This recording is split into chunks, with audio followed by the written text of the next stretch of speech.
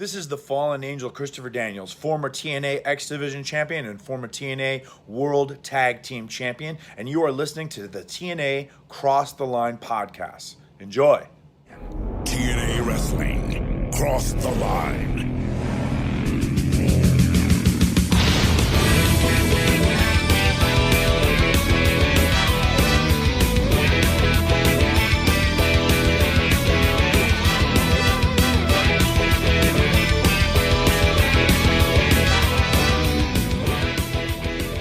And we're back with the TNA Cross the Line podcast. I am Bob Colling Jr. With me, as always, is Dallas Gridley. Dallas, it's episode 33, and we arguably have the biggest NWA World Championship match to this point because it is the chosen one, Jeff Jarrett, defending against the phenomenal one, AJ Styles. The feud started really the last show of 2002, December 18th, if I'm remembering correctly. Yep, I'm pretty sure. And now it is February 19th for their first ever singles match. Now, Dallas, you thought before they may have wrestled on TNA, and we forgot about it because, let's face it, about 8 years worth of stuff has happened in 6 months' time, so we could have forgotten about it. But, in fact, this is the first time they've ever squared off. Are you pumped up for this epic showdown between Jeff Jarrett and AJ Styles? Yeah, man, I'm actually really looking forward to this show, and just to even have that match advertised, I feel like it's the first time that we have like a big fight feel for in a long time. I feel like, I mean, and the fact that they actually haven't wrestled is making it that much better. So I don't know, man. I think that match alone is huge. I mean, it's going to be a really big match, and let's keep our fingers crossed that it's decent and that Styles can carry Jarrett to a good match. Now, what would you say prior to this would be like a big match feel? Because I tend to agree with you. I think that this does have, a big time showdown type of feel to it. But really, maybe aside from Styles and Lynn, what would be a big match feel? Like I didn't think Jarrett Killings was really a big match in hindsight. Maybe at the time it did, but I don't know if it really would hold up. I was gonna say Jarrett and Killings, but I agree with that. But see, Jarrett and Killings, you need the context. You really need to know leading up to that. Jarrett's been trying to get this title match for 20 weeks or whatever it was. So without the context, that match standalone, you're not going to get the big fight feel that we're talking about here unless you know the backstory, unless you look at the entrances and they're like, oh, they're doing that boxer thing. But yeah, I mean, that one, that's what I was going to say, because that's the last time I remember being like, oh, this is a big deal. But once again, in context, I agree with Lynn and Styles for sure. I'm trying to think another one that kind of off the top of my head. I feel like when Triple X returned and fought SATs in red, like I felt like, oh, this is a big match, because it was there was their return match and with the NWA fighting for him, and the match was just nuts. Like I feel like I remember feeling like, oh, this is super exciting right now. I mean, they've tried to push that feel for a lot of matches, such as like, I feel like when Kurt Hennig went for the title a lot, they were pretending that it was like this big deal, huge match, but realistically it was okay. It's Kurt Hennig. They tried with Scott Hall even, I think, and it just wasn't really working. So yeah, I feel like those are kind of the ones I think of that we just discussed there. At least off the top of my head. I mean, if I went back and I kind of looked at a lot of the cards and stuff, maybe I could think of some more. But, I guess even maybe it's like the first time that America's Most Wanted and the New Church fought. I feel like I remember being like, oh, this is pretty big deal. They just got their ass kicked and stuff. And then, of course, then we know what happened with the feud. So I could see potentially how that could kind of feel like that. I definitely agree with every match you mentioned there. A&W New Church may have been one that I even forgot about, to be honest with you. Yeah. But last week we had the in-ring debut of Raven in TNA. He wrestled his longtime nemesis, the Sandman. For those people unaware, Raven in ECW basically brainwashed Sandman's wife and son at one point to have them be aligned with him, with Sandman's son calling him a dad and stuff like that. But Sandman randomly just appeared on the show, I believe in the opening segment, which then led to Raven and Sandman having a Falls Count Anywhere match in which Raven won. Jerry Lynn won the X Division #1 contendership match in an 8-man gauntlet match. So realistically, he should be wrestling tonight against the new X Division champion, Kid Kash, who defeated Sonny Siaki last week. The NWA World Tag Team Title Tournament started off because in TNA we love our tournaments. Oh, yeah. America's Most Wanted defeated the Rock and Roll Express, and the Harris Brothers defeated the Disciples of the New Church to advance in that. Steve Corino returned. I believe we hadn't seen him since like the first couple of shows with like the Gauntlet of the Gold. He wrestled Loki, defeating him by disqualification. And then there was also, lastly here, a 6-man tag match where Jorge Estrada, Ron Killings, and Tenacious Z, also known as Zach Gowen, defeated BG James, Glenn Gilberti, and Mike Sanders. So that is a rundown from last week. I think you usually do that, but for some reason I just went with it this time around. No, that's good, because now when I ask you which was the best match, you can't tell me you forgot everything because you just said it all. Right, I did just say it all. But yeah, that's where we are as we head into February 19th. Yeah, and last week, I mean, all around, you and me both really enjoyed the show. We both gave it a thumbs up, and I mean, that 6-man tag match, I think I remember being like, okay, this can end. But everything else, I mean, wasn't bad. I thought it was a pretty good show. So yeah, I mean, the X Division title match with Kash and Siaki had a good result in terms of Kash winning, but he messed up the finish and almost like broke his neck. Yeah, that was a little like that. Yeah, that was a little dangerous. I would be excited about Jerry Lynn as the #1 contender. But part of me thinks, ever since June of 2002, he's done so much already. Kind of like AJ Styles. He's done so much already in the X Division that, maybe you want to get him out of it. Push him up the card you have now several guys from ECW. So it's not like he wouldn't fit in there. I think he's capable of a good match with Jarrett. Obviously, he's proven it with Styles. Raven could be different and fun. Loki and Daniels, Steve Corino, if he's sticking around, whichever. So Ryan Killings could probably be fun as well. But I'm anticipating those guys having a good match this week. But yeah, last week's episode was pretty good. I liked how it was during a match that Tenay was just like, oh, by the way, it's Styles Jarrett next week. Oh, yeah. So we're lucky that we listened to the show as well when we're watching, because we would have fucking completely missed that until I think at the very end of the show they might have shown like a match graphic, and we would have been like, what? So good thing we listen as we go, or at least try to. Of course, we miss like little things here and there, but that was something we definitely did not miss. I'm glad that we didn't. Yeah. No, I just thought it was really funny that it was a throwaway comment during one of the matches that, oh, what's that? Oh, okay, next week it's Styles and Jeff Jarrett. But they did give it the proper match graphic to kind of go along with it. Yeah, for sure. So should I be guessing the best and worst matches then for last week or what? Well, yeah, let's get right into it. We'll touch base on a little bit of notes from last week, and then I have quite a bit of super interesting. I mean, I'm not going to say every single thing is super interesting. However, there's a lot of stuff in this, and notes-wise, that's kind of like, okay, that's happening. So I'm looking forward to getting into it. So I guess let's just get right into it. Randy Savage is coming in as the booker. Not yet. He's the WWE commissioner, except that he didn't end up going. So. Oh, you know what? Before you continue, I forgot to mention. So on Apple, iTunes and stuff like that, they have reviews for the podcasts and whatnot. Oh. Well, they don't show all of the reviews, but I found this website where if you go, it's called Chartable.com.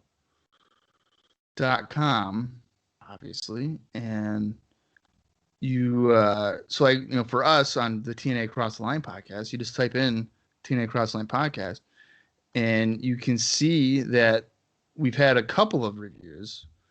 Oh wow!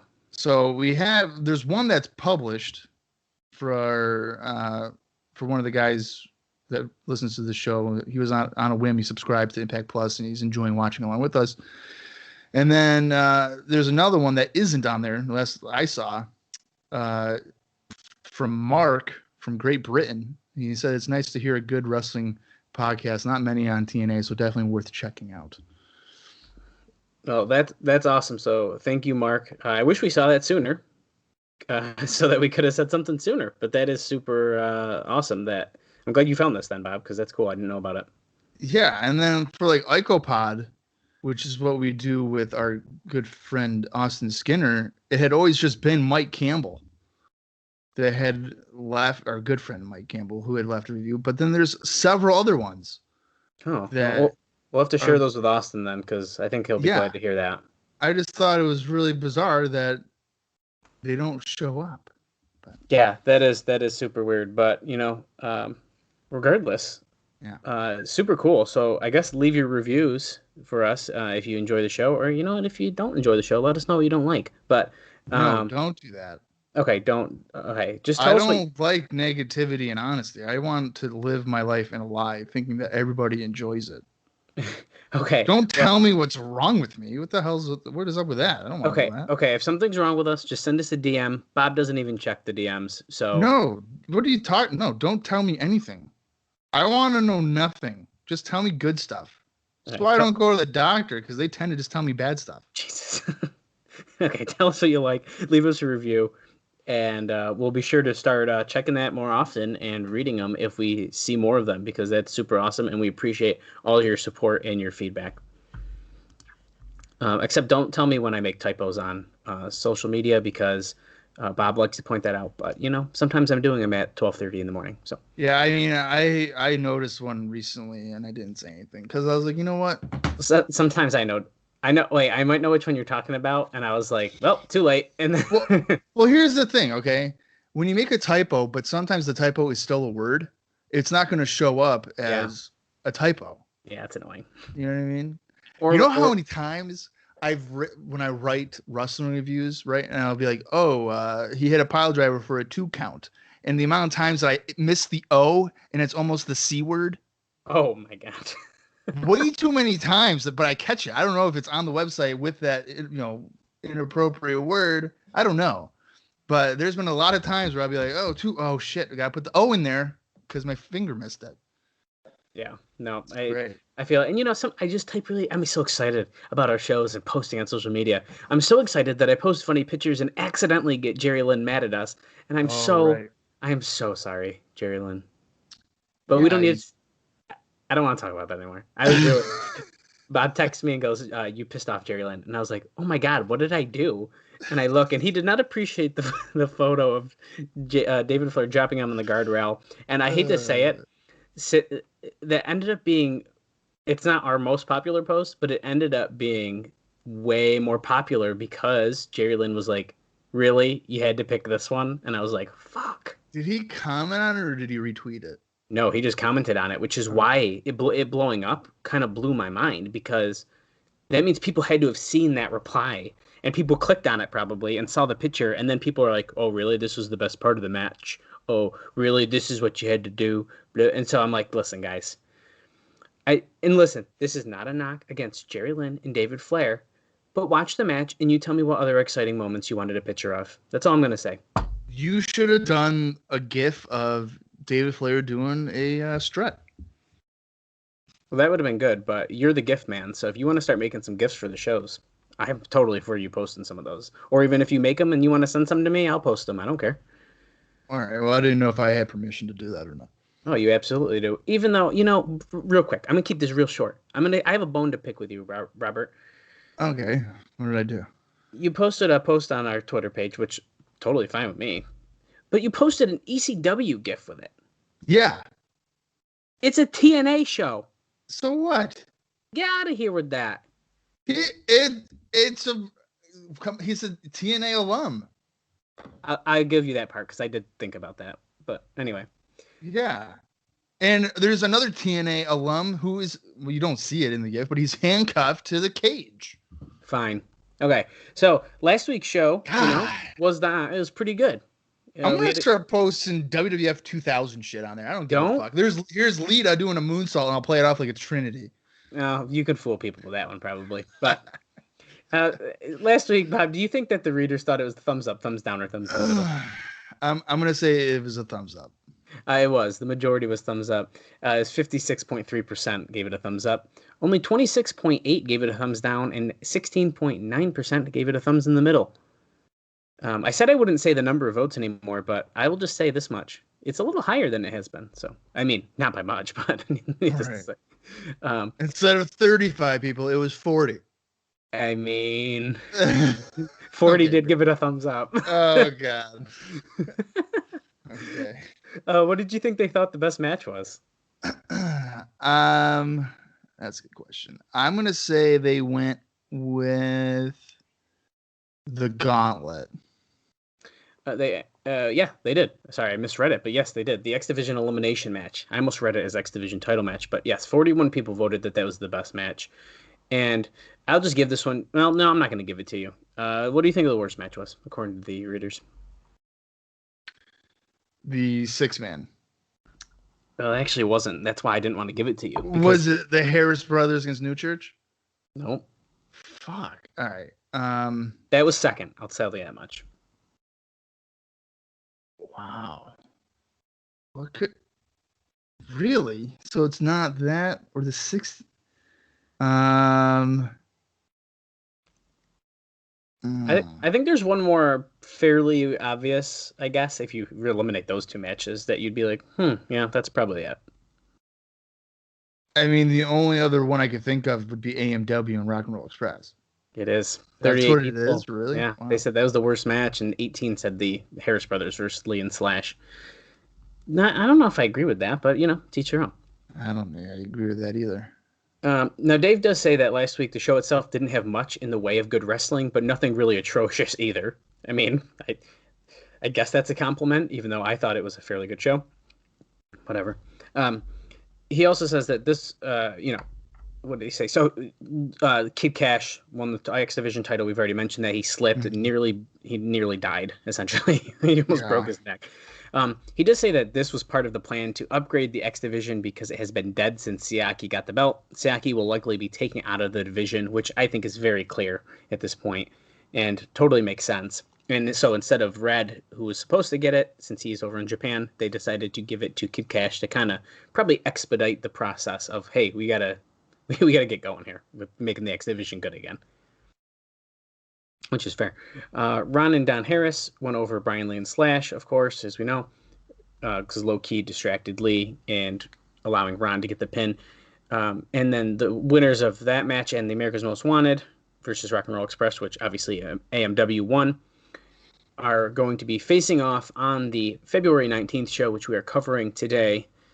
And the winner of that match is facing whoever two of the three members of Triple X, between obviously Skipper, Loki, and Daniels, aren't booked for Japan on February 26th. So he's thinking, Dave says he thinks it's thinking Skipper since All Japan is off and maybe Daniels. But we don't have confirmation of which 2 out of 3 they will be facing. And then obviously we will crown new tag team champions again. And I swear to God, if they give it back to Triple X after they just decided to strip it from him, I'm going to fucking lose my mind. But that's fine. Well, isn't it a bit weird that the 2 teams involved in the double pin wouldn't be wrestling again for it? Yeah, that is weird when you think about it like that, especially because, why they should have just did a fucking rematch. Yeah. Even if if they needed to strip them because they went to Japan, you could have did something. I don't care what you could have done. You could have played this off for a couple weeks, even if it was like, oh, they did a beatdown on Slash and he was injured and then he couldn't wrestle for 2 or 3 weeks and then they have to do the match. That's fine. I don't care. Yeah. Of course, we know that J.J. Dillon is apparently our new commissioner. type of commissioner, which, yeah. So Dave does say that he was a flop on the first night, as the crowd did not react to him at all, which, I mean, is that a surprise? He does say, of course, he was also a failure in the role in WCW and only made WCW seem uncool. So good thing they're using him in TNA like this. He says that Armstrong, who looked too old for the role, was at least becoming a good promo guy and handling the spot, which I do agree with. I was getting used to him for sure. They gave an on-air reason that he left because of the problems with his children, and he wanted no part of it. But this was brewing for a while, as that Dave says he's heard Dylan's name kicked around weeks ago for the spot. Wait. Bob Armstrong left because of the issues with his family. He wanted no part of it? That's what he said after he beat up one of his sons. Oh, so it's like in a storyline he didn't want to do? Storyline. That's strictly storyline. I thought you were saying he was like, I don't want to be booked against my son in a wrestling match. I would be like, that makes no sense. No, it's strictly storyline. Okay. We know that the Harris brothers went after J.J. Dillon in that beginning promo. I believe that Vince Russo were like, hey, go get him. Now this is when Sandman randomly made the save, swinging the kendo stick, and just randomly appeared. Now people knew who he was, of course, but most were disappointed in the lack of pop for him. They say that Sandman had been working XPW, and while there are people who work for both XPW, work for both since XPW doesn't do much of a schedule, such as Killings and Jerry Lynn, for example. Sandman, who doesn't get along well with XPW booker Shane Douglas, has asked for a raise and has been turned down. Raven was the one who got Sandman in because they could work off of their ECW history. He doesn't get along with Shane Douglas? I thought that was interesting. But, I'm trying to think. I mean, they've definitely... Shane Douglas and Sandman, around this time, I am pretty sure wrestled a bunch of times. Well, maybe that's just being professional. Maybe they can, hey, we put our differences aside, we can wrestle, but hey, you don't want to give me more money? Well, that fuck you then. So it could be stuff like that even, Well, I mean, I don't know if I would give him more money either. I mean, it is the Sandman. Hate to say it, but... Well, yeah. I mean, how much is he getting paid? No, exactly. Who knows? Also, apparently Tony Mamaluke suffered a stinger in that, was it the 8-man gauntlet match.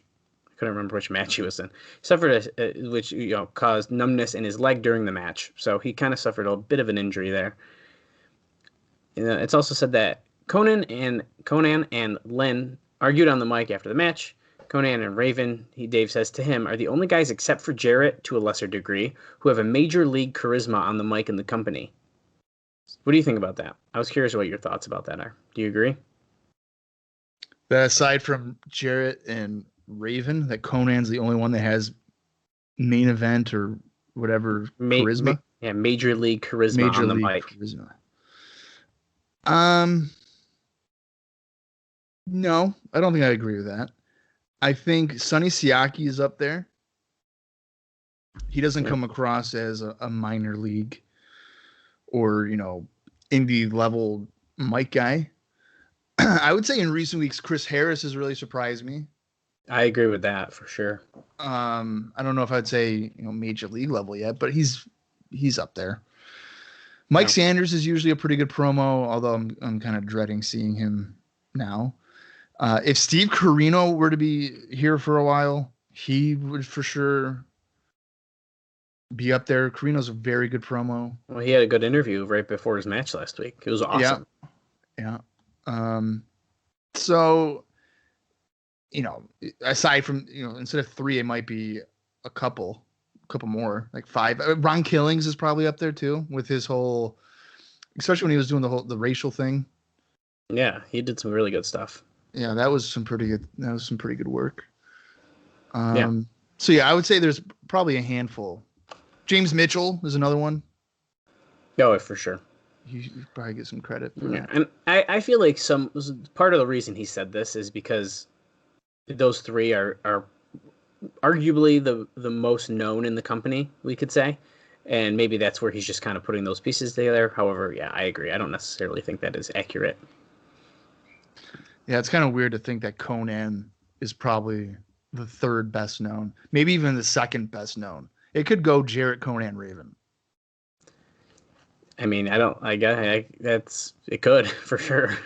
I mean, Conan's exposure in Mexico, his WCW run. I know Raven was just in WWE, but On Sunday Night Heat for the most part. for the last year, yeah. Yeah. Well, we'll see. We'll see how it develops. Who knows? Maybe soon we'll see even bigger stars come in. Who knows? I have no idea. Who knows? It's showtime. Well, we have a couple more weeks for that. We have less than 20 weeks for that. But he does say, I believe that the plan right now is to give Juventud Guerrera and maybe Psychosis a shot. Now, originally, yeah.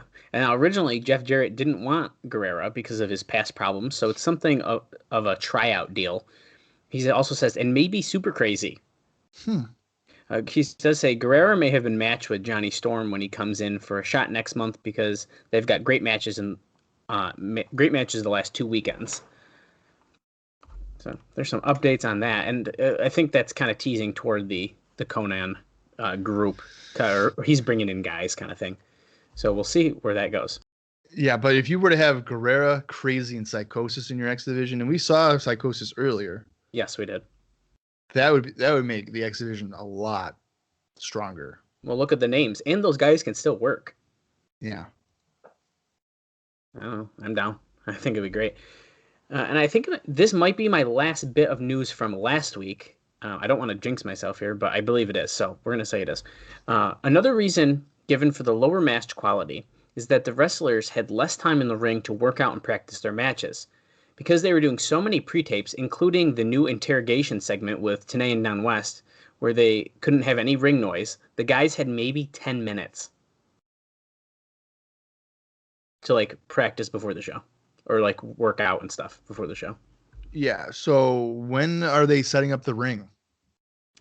That's a great question. I wish that's some stuff we knew some information on.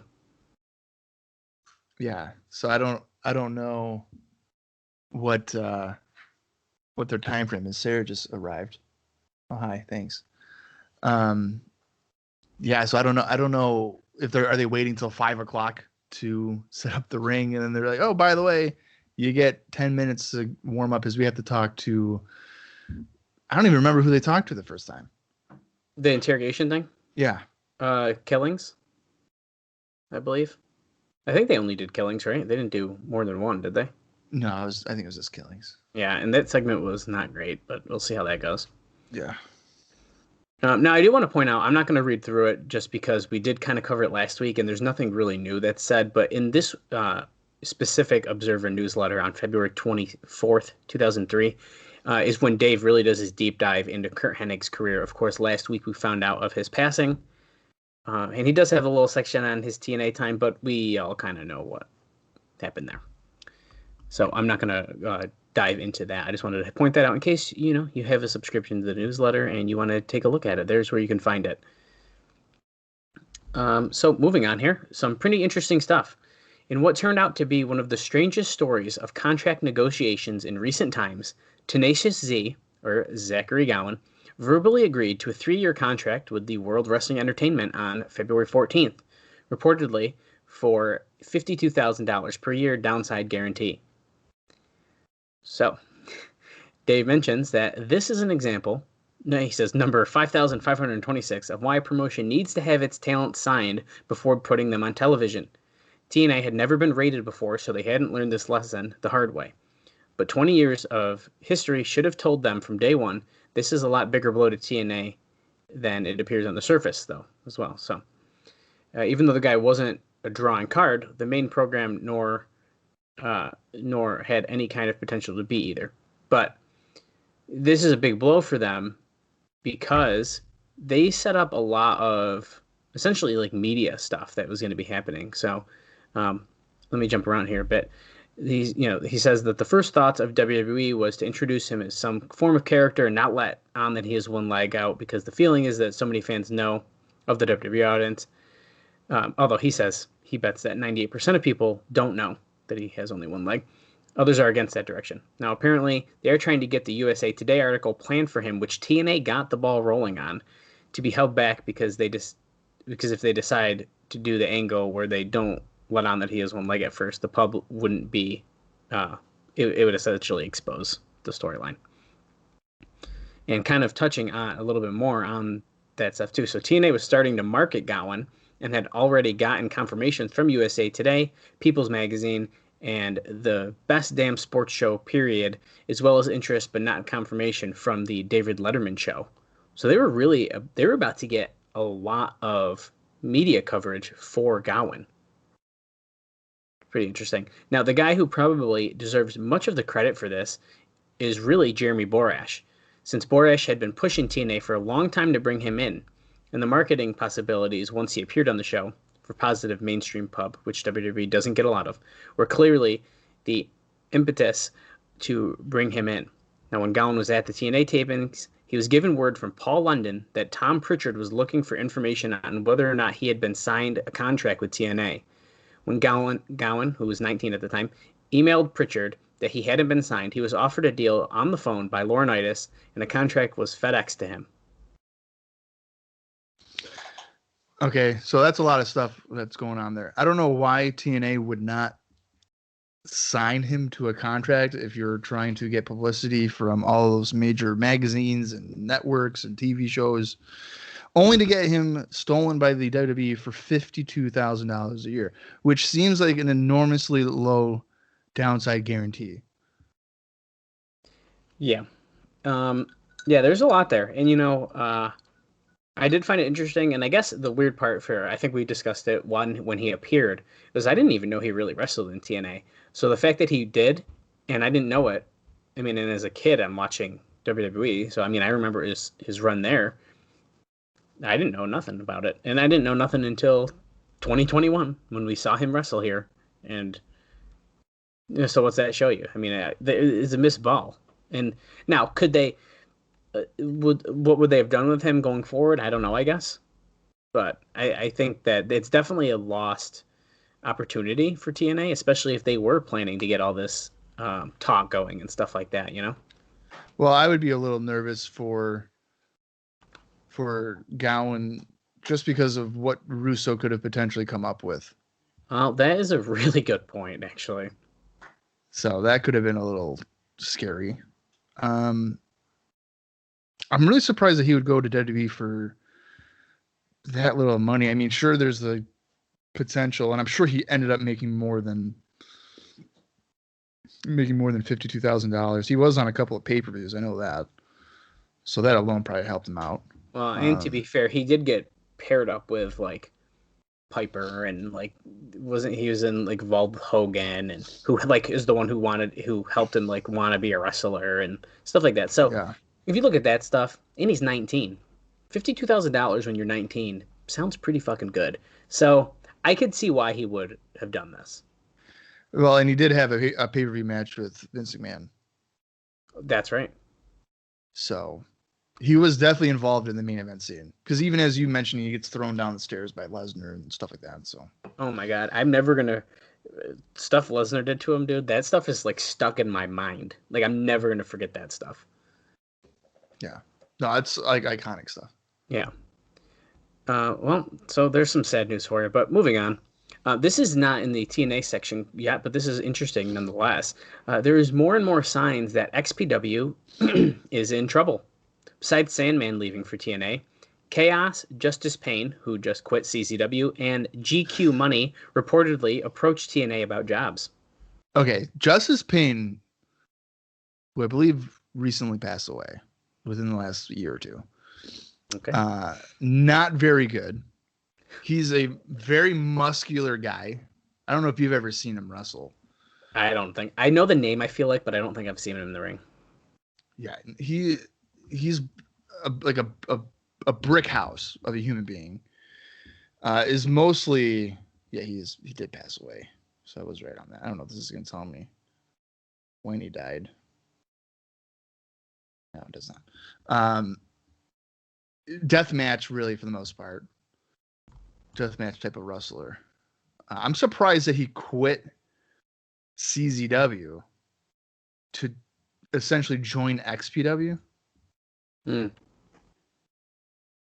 Because judging by judging by the from Cage Match, he's not there that long in 2003. I wonder if 2003 is the last year XPW is even really I think it might be, right? I don't know. Stuff. I haven't seen a whole lot from them.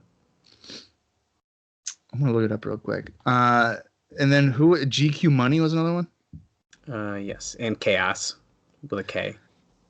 Right, not the phony not the one that we saw. Yeah, that freaking old guy that lied to us. So, okay, so out of that group, Chaos would be probably the most valuable, or at least of potential, because he certainly had charisma.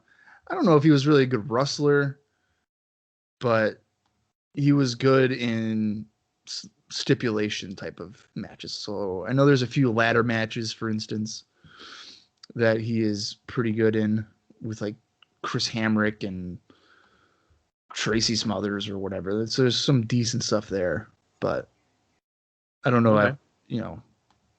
Yeah. Like X Division style, I don't think he would really excel by any means. Yeah. Well, we'll see what happens. If any of them end up coming in, I guess we'll keep our eyes out. But now we have an idea. Yeah. Well, it is said here that Panda Entertainment owner Bob Carter was at the February 12th show, giving everyone a pep talk. Get ready, Bob Carter's here. It was the first time he had been at a show, and it came across that he was watching the show on television, which made a lot of the wrestlers feel good, although he had no knowledge of the product itself.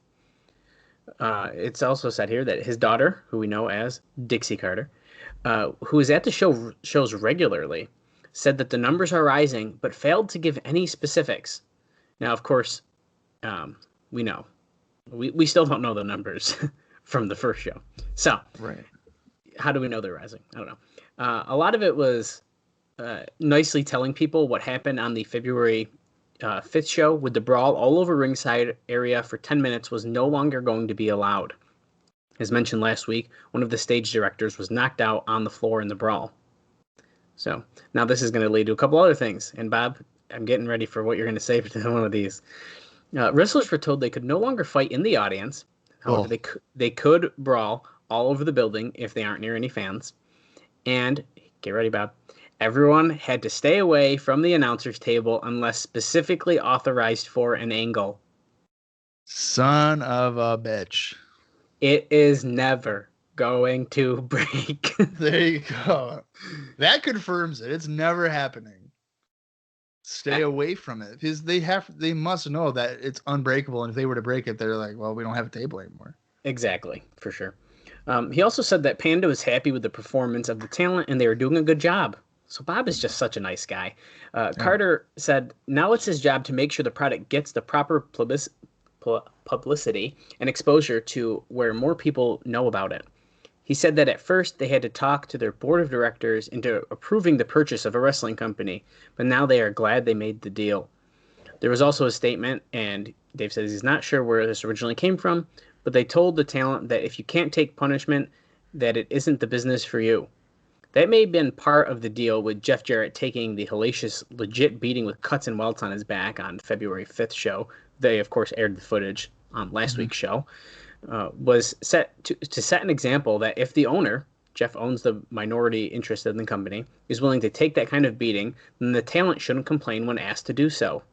The Carters went out of the show with Vince Russo's clique. He said that once he watched wrestling, he was a big fan of Gorgeous George, and then put over Raven and Amazing Red as two people he liked on the show. That's what Bob Carter said? Yeah. He's got good taste. Yeah, I'll give him that, right? I wonder if that means Amazing Red will be the X Division champion very, very soon. I wouldn't be surprised if Bob's like, hey, put the belt on him. It's good to know that Bob Carter can see talent, though. Well, yeah, that actually is. It's not just like he's the owner guy and from Pan Entertainment, and this is like, but like he actually apparently has been watching the shows and kind of knows what he likes. So I kind of do like that. I appreciate that. Yeah, that's good. I'm saving that piece of news, actually. That's a big one. Boy. Next up here, Jerry Jarrett was not at the show, nor was Bob Armstrong last week. Word was that Jarrett was on a vacation that his wife insisted upon because he was spending so much time on the wrestling. J.J. Dillon, of course, was filling Jerry's backstage duties, as well as announced as taking Bob's place on TV. on-air NWA rep type of role. So we already knew that. But needless to say, Jerry Jarrett wasn't there, and J.J. Dillon was filling in for him. Although I don't know what Jerry Jarrett does backstage anyways, but that's not the point. If I had to guess, he's probably at the gorilla position. Well, yeah. If I had to throw a guess, that's probably what I'd say. But okay, I'll just tell you the big news now. We have really, really big news, so hold on tight. Vader has signed a long-term deal. Wait. You're telling me Vader has signed a long-term deal with TNA? He apparently he has, because it's under the TNA section. What? It's also said here, the knee injury story from the last Noah tour was a cover story, and it appears he lost his Japan gig under what can only be called mysterious circumstances. So he lost his Japan gig, and he has signed a long-term deal in NWA TNA. So hold on tight, because soon it's Vader time. Okay, so this is a guy who, when he was with WCW, was making $600,000 a year, right? And then I think he probably took a pay cut when he went to WWF. I don't think he was making the same type of money, but let's say he was making $450. All right. There is no way, under any circumstance, that NWA TNA is paying him anywhere near either one of those numbers. No way. So I'm really interested to know what they agreed to pay Vader on a yearly basis. Well, I hope we can who knows? Maybe we'll get that information. I don't know. But so here's another question. Okay. They sign Vader, but then they don't sign Tenacious Z when they have all this publicity signed up for him. I don't know, man. Is this not TNA or what? I mean, where's the priority here? Well, oh my God, fucking Vader. I don't know. Do you really want to see Vader wrestle in 2003? Because I don't know if I really do. If he's in good shape, we'll see. We'll see what happens. If he comes out, whenever he debuts, if he comes out wearing like a baggy T-shirt or something, and sweatpants, I was gonna say sweatpants. Yeah, we're in trouble. We'll see, if that happens. We'll see. Spoiler. Of course, I know he at least comes in at some point. I did not know they signed him though like this, so I'm curious. No. I'm pretty curious what's gonna happen with that. Yeah, I didn't know that it was described as a long-term deal. Well, what is long-term too? I don't know. Hopefully we get some more details nonetheless. To me, long-term is multiple years. Agreed. At least 2, I would say. Yeah. Who knows? Maybe he's going to show up in the Impact Zone in Orlando. Bro, I was going to say, could you imagine him in 2006? It's like, hey, Kurt Angle, you're wrestling Vader tonight. It's like, what? That'd be nuts. We do have some news on our first show that aired in Australia on January 22nd. We got some big numbers here. It did between 3,000 and 4,000 buys. So around a 0.3 buy rate. You know what? That might not be so bad. No, it doesn't seem that it actually is. It sounds really bad, and that's why I'm kind of laughing saying it. But he does make a point here too to point out that the Australian pay-per-view system is such that the company gets an exact figure within a week or so. So unlike In Demand, where they still don't even have final figures for a show 6 months ago, and he also says, of course, right now only one pay-per-view per month is going into that country. So it should be noted a few things. Among them is that the WWE has no pay-per-views in the country, which may keep them from avoiding downslide. And there was a tremendous pub put out for the show. So the show did slightly lower numbers than the WWE shows that have been broadcast in Australia. But that sort of makes sense because WWE seemingly, they did a huge Australia tour. So I sort of understand that. TNA in the U.S. probably did about 25,000 or more buys to start on the first week before settling in at 7,000 to 10,000 estimated. So that's fun. A little news there. So if they're doing around 7 to 10, you put in the other 3 to 4, so you're looking at almost 15,000 buys. Mm-hmm. That's not that bad. No, we're for a weekly pay-per-view type of thing. I don't know. Well, that's a good way to put it too, though. This ain't just once a month thing. This is every week. So if you can kind of keep that number, that might not be too bad. They are apparently looking at putting Tony Mamaluke and David Young together as an X Division team, which we have seen them team up in the past, of course. So I'm not super surprised about that. Well, and also, I think this happened at the Gauntlet match. Like Tony, or they were working over like each other's knees, but I think Tony like helped him backstage or something like that. Yes, you're right. Actually, that's a great point to bring up. So, Oh. so it almost seems like, okay, I had to beat or fight my friend here, but now I'm gonna help him out and stuff like that. So, okay, And David Young did have a good performance. Yeah, he did. I agree in that match. So for sure. That could be an interesting tag team. I don't know how it really would work in terms of gimmick and personalities or anything, but that could be okay. Yeah. I just got a few more things here, so just hang on tight for me for just a minute. Sean Waltman has openly talked about wanting to come back at some point, so kind of interesting. He was earning $2,000 per match, and with the market the way it is, it's not that bad of a deal. Waltman has been out with a hip and back problems, and he's also considered going to XPW. So he's finally kind of, I could maybe go back. Well, yeah, he left because of Russo, right? Yeah. Yeah. So that was just a matter of time. Yeah, I thought so before as well. he were to want to come back. Mm-hmm. If he were to come back, could you see him in sex? I almost think it'd be a perfect fit. Yeah, that's what I think too. Absolutely perfect. Yeah, and it would make the group stronger because, I've been listening back to some of the episodes, and it's amazing how often I flip flop between Sex needing to win and then being like they shouldn't have won that match, but really outside of Raven and Siaki, there's just no one in the group that is strong enough to justify beating guys like Jerry Lynn and Ron Killings. I agree. And, the other thing about flip-flopping, though, you got to think. We're watching these shows weekly as if we were watching it. It's not like we have a piece of paper in front of us. This is what happened for the sex storyline. And they can be like, oh, they should have done this. Watching it the way we're watching, we're following these storylines. We're like, this week they should have won these matches. And then the next week it's like, okay, they should probably have lost these. So, I think it makes sense why you or even me, I don't know if I am or not, I don't even remember half the time, but if we're flip-flopping, I think it makes sense because as we go on, I think that's natural. That's like watching current day wrestling and being like, well, they're not using him right. And the next week being like, well, this is too much. They're pushing him too much. It's like, well, which is it? Yeah, I think for me, it's just the inability to buy into a guy like David Flair and Mike Sanders when you immediately put them in matches against Ron Killings and Jerry Lynn. But then you have a guy like Glenn Gilberti coming in and he's losing to Jorge Estrada. That doesn't make sense to me. I agree. Yeah, no, I totally understand. And I think it's definitely depends on the people they're wrestling and I think all sorts of stuff. And I think with, David Flair, if he beats Jerry Lynn, I'm not necessarily looking at it as, wow, David Flair is better than Jerry Lynn. I'm kind of looking at it like, wow, Jerry Lynn lost to David Flair.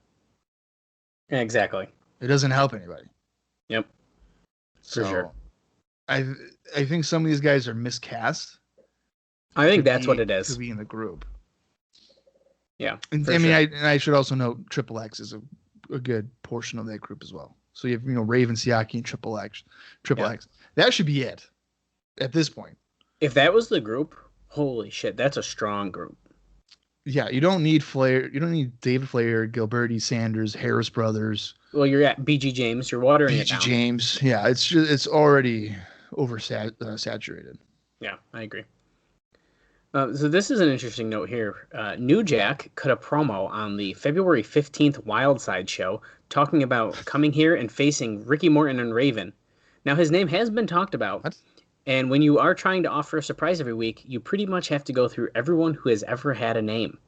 So we might see New Jack in the TNA Asylum soon. Wait a minute. He cut a promo on NWA Wildside, which that alone surprises me that he was there, about wrestling Ricky Morton and Raven. Yeah. Yeah, he did.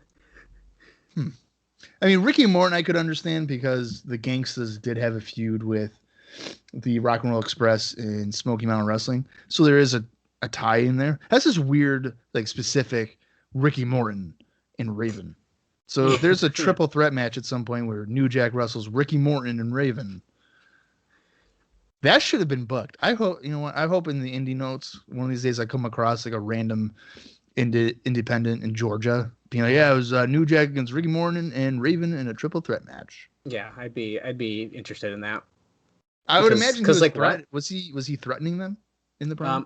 Well, he had to have been. It's New Jack, but I don't have notes on the script of what he said. Okay. But he had to have been. It's New Jack. Yeah. It said here that Jonah Alderman from Tough Enough is likely to start here if he hasn't by the time that you already read this. The funny thing about this is that Tough Enough contracts, the guys signed were antiquated in that MTV and WWE hasn't changed them from the first season. So the contracts had a specified time limit where they can't work for opposition wrestling promotions. But what was defined in the contract as opposition was WCW or any group owned by Turner or Time Warner. So technically, it's kind of a workaround there because it's TNA. I'm confused. What? So Jonah from Tough Enough was like, they were like, you can't work for Turner? Yeah, you can't work for WCW or any group owned by Turner or Time Warner. Right. So. And so since technically TNA is not owned by either one. Well, no, yeah, absolutely not. But I'm trying to think of when. So the first season of Tough Enough. So this makes no sense to me. That contract makes zero sense because the first Tough Enough was in 2001. June of 2001 is when it aired. Well, so that I bet you is, well, that you're right. That doesn't make actually much sense. But I guess if you look at it like, well, what if there was something? I don't know. Like if something were to come up again? That's kind of how I take it. Like, what if Time Warner decided, you know what, we do want to get back in the wrestling business. So we're going to start a company. Yeah, so the only thing I could think of is that it aired in June of 2001, so the contract was probably written up. Oh, that's a good in point. 2000 or early 2001. That makes more sense, actually. Yes. Was around. Yeah. So Jonah was part of Tough Enough 3, which I don't even know if I really was aware of that. And that season was won by John Hennigan and Matt Capitelli. John Hennigan being Johnny Nitro. Mm-hmm. Or John Morrison, whichever one. Jonah was a runner-up. Oh, wow. Okay, so that's a decent name then, if he's a runner-up. He's not just eliminated early on or something, so people probably know who he is. Yeah. And when we see him, I think he has a decent look, if I remember correctly. But we'll have to. We'll keep an eye out. See it if he comes on the show. Yeah. Now, if you remember, Bob, this was a while ago at this point, but the movie Head of State, starring Chris Rock, which had some scenes filmed at the NWA TNA show several months ago, where Chris Rock did a live promo. It opens on March 28th, and appearing in the movie are Jeremy Borash, Jeff Jarrett, BG James, Ron Killings, and Ron Harris. That's funny. So, that's kind of fun. Do we know? Let me see how Head of State 2003 film. Let's see how that ended up doing. So the budget for that was $35 million. The box office was 38.6. Okay. So probably with all the ads and stuff like that, probably broke even. Well, hey, if you wanna listen to a bonus episode of me and Bob watching Head of State, strictly defined the TNA scenes, let us know. And me and Bob will sit down and watch a movie together. No, absolutely not. So here's the interesting thing. I've never watched it. So there's a cameos. BG James is holding the NWA World Heavyweight Championship, a title that he never actually won. Oof.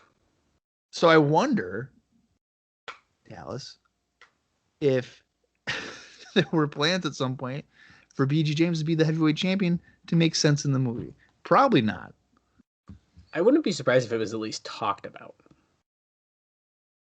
Or maybe it's going to happen before the movie opens, so people are going to see it in the movie, and then it's going to happen on the show, and then I will cry. Here's a fun fact too. Ron Harris is the only guys out of the wrestlers that is uncredited for his appearance. Well, you can't blame him there. No, I don't blame him. That's probably a really good decision for them. Yeah, it definitely is. It said here that Johnny Swinger, Matt Striker with a Y, Sean Evans, and BG Whitmer were among those getting tryouts and dark matches before the pay-per-view. It doesn't say which pay-per-view, but they're getting tryouts, so that's fun. And I have one more piece of news, and I think it's a pretty interesting one, so I'm glad it's actually last here. It is said here that D'Lo Brown was given notice that he'll be let go when his contract cycle runs out on March 1st. Oh. Now, D'Lo Brown has been friends with Vince Russo dating back years and is expected to start with TNA next month. So we should see D'Lo Brown coming in just a few weeks here. Okay, I like D'Lo Brown. All right, I've always liked D'Lo. I know. I know you do. Watch your mouth. But he's another Sunday Night Heat mainstay. Well, that's a good point. At this point, so see, I don't know. It's gonna make them look.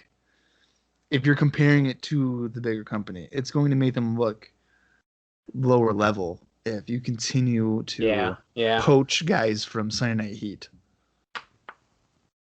Yeah, no, I get that for sure. But I'm for it. I like D'Lo Brown. Well, I'm curious to see what they'll do with him. You know what? I'm going to give him a shot here. He's a great commentator here in 2021. I'll give you that with Matt Striker. Love the team. I told you he was. However, good. We'll see how the 2003 D'Lo Brown goes in the TNA Asylum. But that is all I have for the Observer News. I know that was a lot this week, so thanks for holding on. But there was a lot of really cool stuff this week, so I was really excited to talk about that. So I'm going to throw it over to you for the independent news, and then we'll briefly discuss Explosion, and then get right into this pay-per-view. All right, there's not a whole lot going on this week. There is 5 guys that did anything of note over the weekend. Jerry Lynn defeated Chris Hamrick on the February 14th XPW show. Shark Boy lost to Chaos on that same XPW show on February 14th. Kid Kash defeated Mike Cruel on February 15th for 3PW. Low-Key defeated Homicide on February 15th for 3PW. And in what will end up being similar to Jerry Lynn as being a regular here on the independent news and notes, Raven made yet another appearance. Obviously, I think last episode he made his first indie appearance for WWA Massachusetts, but this time around he made his debut for 3PW, where he defeated Blue Meanie, and then later on in the night he was involved in a 3-way match, losing to 3PW heavyweight champion Gary Wolf and Xavier. And obviously, again, on the February 15th 3PW show. So Raven is going to be making his rounds in the bigger known independents. It looks like starting with this week. But that is all there is for the TNA Indie news. Cool. Well, I'm excited to hear about what else he keeps doing on the indies. I think that's going to be really exciting to hear about. I'm really intrigued to see who he wrestles, where he goes. I mean, I know for sure he goes a lot of places. Yeah, for sure. Well, that's cool. Well, Bob, once again, I mean, if we're talking the AEW Dark version, we got it on Explosion, dude. It is stacked. We got 4 matches. I've noticed they've changed it up a little bit, and they'll be like, it's loaded. Oh, yeah. Or they'll say, sometimes they've been saying, like, it's just let's say this here. It's a 2-hour show with fucking job matches. Right. Okay. Right. If it's like an hour and a half, they're like, well, it's not as large as last week, but, and it's like, okay, this needs to be back to an hour show. I was going to say, wasn't it originally 45 to 55 minutes long? Bro, it used to be like, sometimes it was 15 minutes, sometimes it was 20. Because it literally used to be the match before the show started and after the show ended. And like, that was it. And now it's like, oh, we got all these random people. And they are finally starting to incorporate more AEW talent into the show. So it's making it a little bit better. And they do like Britt Baker's Waiting Room, for example, which is a really fun talk show. So there is some things that are good. And if you like to hear bullshit commentary with Excalibur and Taz, I mean, that alone is worth a listen. I've heard the clips of like Taz just laughing hysterically at whatever Excalibur says to him. Yeah, and -1 or Brody Lee Jr. and stuff. I mean, so Right. there is some positives, but the matches are not worth watching. So I mostly listen to it. Anyways, Explosion number 20 was taped here on February 19th, right before pay-per-view number 33 that we're about to watch, and it aired on February 22nd. Now we, like I said, had 4 matches. So I mean, I'm talking fucking stacked. Shark Boy defeated Delirious. Jorge Estrada defeats Jeremy V. Sonny Siaki defeats Billy McNeil. And Daisy Hayes defeats Mischief. There you go. Yeah, that's not that bad. The Shark Boy Delirious match was probably a comedy match. Yeah, I wouldn't be surprised. Considering Delirious is like a lizard. Oh, that's a good point, yeah. And Shark Boy is a shark. It's a shark, yeah. So, but that could have been good. Daisy Hayes and Mischief. That's interesting.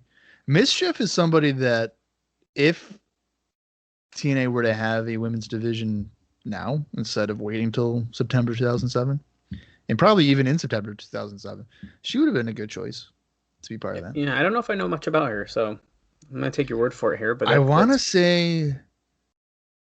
I mean, I've seen a bunch of her matches, but I'm pretty sure she would like spit green mist and she screams a lot. Oh, okay, that's like, awesome. Kind of like Daphne. Yeah. The screaming part. Well, I do know who Daisy Hayes is. I met her at a 2CW show a long time ago. That's the former, I think maybe wife of Delirious. Yes, I did know they were together. Yeah. Daisy Hayes was pretty good. She was a good babyface. Yeah, I didn't have any problems with her. That's just fine. She would. Well, I don't know why I just focus on Mischief, but Daisy Hayes would have been a decent choice too for. Why not? And maybe who knows? We might see some of these women on the shows. We had just had Trinity and Desire having a match, and so we're starting to kind of do stuff more like that. So it's not just Bruce beating up random women. You know, this is a random thought. What I'm really surprised about is that they don't have Athena wrestling on Explosion. Oh, that is a really good point, huh? Yeah, the crowd's always like, we want Athena. Well, put her on Explosion then. That's a great idea. You get a match and then she gets her TV time. And speaking of Explosion, Scott D'Amore, Don Callis, put Explosion on fucking Impact Plus. Yeah, and I keep seeing people, including people like Conrad and Eric Bischoff, having problems with Impact Plus. So can you fix the fucking streaming service, or I'm not resubscribing? Right, yeah, I did see that too. They were having a tough time watching Against All Odds 2011. Well, I'm seeing a lot of things, and we don't need a deep dive into it, but a lot of people are having problems still. And all I'm saying is, if you use PayPal, file a claim, because that's what I did. Well, why don't they just do the Fight TV thing? Well, that's what they should do, and that is what I'm thinking about trying out. Anyways, it's the same stuff. The stuff's edited. At least these weekly pay-per-views are edited because they were for like TV in Canada or some shit.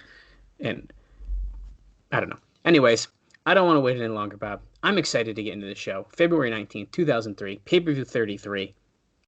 All right. I'm going to count down from 5 then, and then if you want to watch along, do it with either your collection, Impact Plus, or maybe if you happen to have Pluto TV, go to the Impact channel. It could be on there. It could be. Don't know. Now, a warning though, if you do that, Pluto TV tends to put commercials at random places in the show. Even if they're edited with commercial breaks, they don't put the commercials where it fades to black. They put it back 5 seconds after they come back from the commercial. So it's kind of weird. Oh, okay. I noticed that the other night. I was watching like Lockdown 2013. It was like they went to fade to black for a commercial. It comes back, action, 5 seconds, commercial. Damn. I was like, what? Damn it. Yeah, that's Pluto TV for you. I'm going to count down from 5 where we get this show on the road. It's going to be the chosen one against the phenomenal one. But we probably have an hour and 40 minutes before we even get to that. But here we go. 5, 4, 3, 2, 1, play. January 22nd, 2003. So we're showing a little flashback from Raven's debut. Now, as we're seeing this, Bob, I got one more piece of big news for you. And of course, usually we know what I save for right here before the thing, as we see quote the Raven on our screen, nevermore. And that is that we have a sellout crowd in the TNA Asylum tonight, 1,300. Now, of course, I don't need to keep saying this. You should fucking know it by now. But a lot of that is papered. But that's fine. 1,300 people. That's awesome. That's good. I think we only had that, if I can remember, I'm trying to scroll on my page here, but we might have had that once more. If not, we might not have had it ever. I mean, didn't we have like 3,000 people in Huntsville? Okay, well, if you're going to look at it like that, then yes. You're looking at just the Asylum, though, right? At the Asylum. But anyways, pretty cool stuff there. So I'm really excited. And you know what? I think that just goes to show you, people are excited about this Jarrett AJ Styles main event. And now we're getting their package here, showing the whole thing. Raven going through the table, putting Jarrett through the table. Styles is out here. He's pissed. He wants a title shot. We know the story if you've been following along with us. If not, this has been the best stuff that we have been watching here on the TNA Cross the Line podcast, because every time Raven is on the screen, especially with like Styles and Jarrett, I mean, there's nothing better on the show, if you ask me. No, I would agree with you. So here's my question for you, Dallas. If it's a solid of 1,300 fans, if I'm booking this, am I taking that as these guys want to see AJ Styles win it? Or do they want to see AJ Styles get beat up? Ooh. I think they want to see AJ Styles win it. I was just going to say that. I sort of think that they kind of want to see him win it. Which you can't blame him. I mean, yeah, he's a good, like, cocky heel and stuff, but have him win it and turn face or something. Like, I don't know. I'm curious to see if Styles is actually going to end up winning it, though, tonight. I don't know. Because Jarrett, literally, half of his run here with the belt, he hasn't even had possession of the title. Ever since That's true. Ever since Raven came, he literally has not. He held it once and then got beat up again. That's kind of a funny tidbit that Jeff Jarrett had wanted the belt for 20 weeks. He wins it. And then for 4 weeks, he hasn't had it?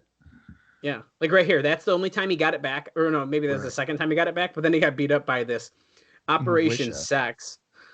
Yeah, this militia, which was dumb because they all came out wearing the army fatigues and then put the masks back on as if we didn't know it was them. Well, yeah, and then of course later that night we're seeing here Disco Inferno in his underwear. Jarrett unmasks and then attacks Russo, and I believe we went off the air, and then this is when they beat the shit out of Jeff Jarrett after TNA went off the air that night. Yeah, so here's that.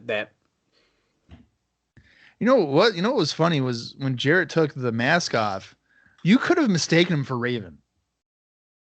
Yeah, I mean he's got which would have made no sense. But yeah, no, I see what you mean though for sure.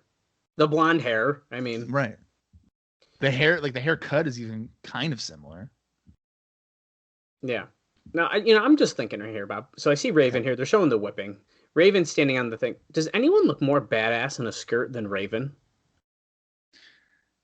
I certainly would not make a comment about it. I don't know, man. That dude, if there's someone who can pull off a skirt, it's fucking Raven. I would say he pulls it off better than Piper. Oh, yeah. Well, it's a different way to look at it. You know, Piper is like the kilt and stuff like that, which of course is naturally going to get you heat anyways, because it's still kind of a skirt. Raven literally is just wearing a skirt. Like, he don't give a fuck. It's just like, okay. And the skirt is not even something that he wore his entire career. It was always like jean shorts. Yeah, so it's even like weirder. Yeah. And of course, eventually, I mean, right now he's wearing like the plaid, but eventually he's going to start wearing like black leather ones and like stuff like that. And like, I don't know, man. I just think they're awesome. It's definitely a good look. It's like one of the things, I think it's one of the reasons I like his look. Like, he's such a badass. This dude's wearing a skirt and he still looks like a badass.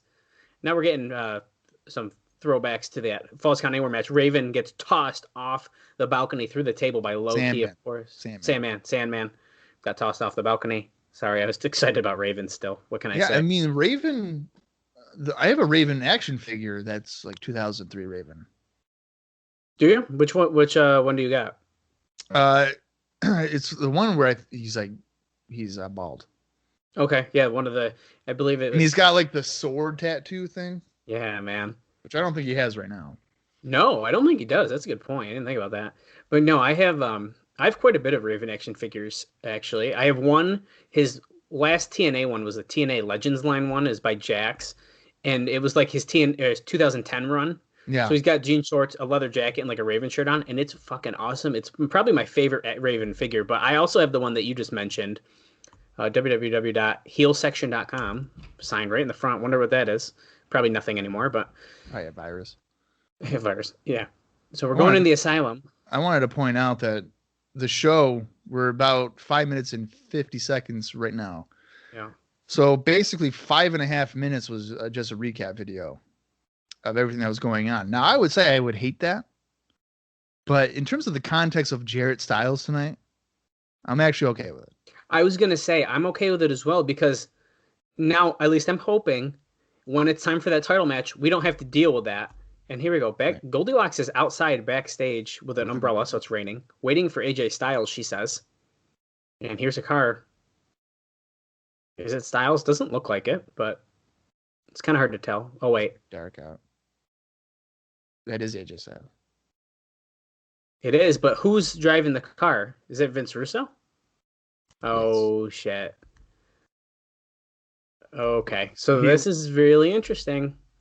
Styles walked in without Russo. Russo just stared at him from the car and then got back in the car. It's like a parent when you drop your kid off somewhere. Make sure they get inside. Okay. Like at the mall. He's like, okay. Yeah, he got inside. We're good. I can go. Good. Oh, boy. Starting off strong with the fucking Harris brothers. Listen, Don. all I'm going to say, if you're a fan of the Harris brothers, I'm sorry. I'm sorry that you like them. I don't think I've ever met somebody that enjoys the Harris brothers. I haven't. But, we have a very diverse fan base, especially TNA fans are very diverse. They like a lot of things and they hate a lot of things. So, yeah. And I've noticed that a lot recently, too. And I'll just mention it briefly here. Well, let's see who they're fighting. Is it? It should be America's Most Wanted. America's Most Wanted, that's right. I couldn't remember. I was having a brain fart there for a second. But, wait, let's see how James Storm is looking. No, dude, he looks pissed. He does not look happy. Dude, he looks pissed.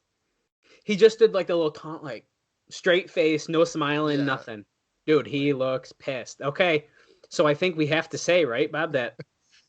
Dude, if the Harris brothers wrestle Triple X, I'll be pissed. Yeah, that would be really fucking lame, huh? Hopefully he's just tricking us.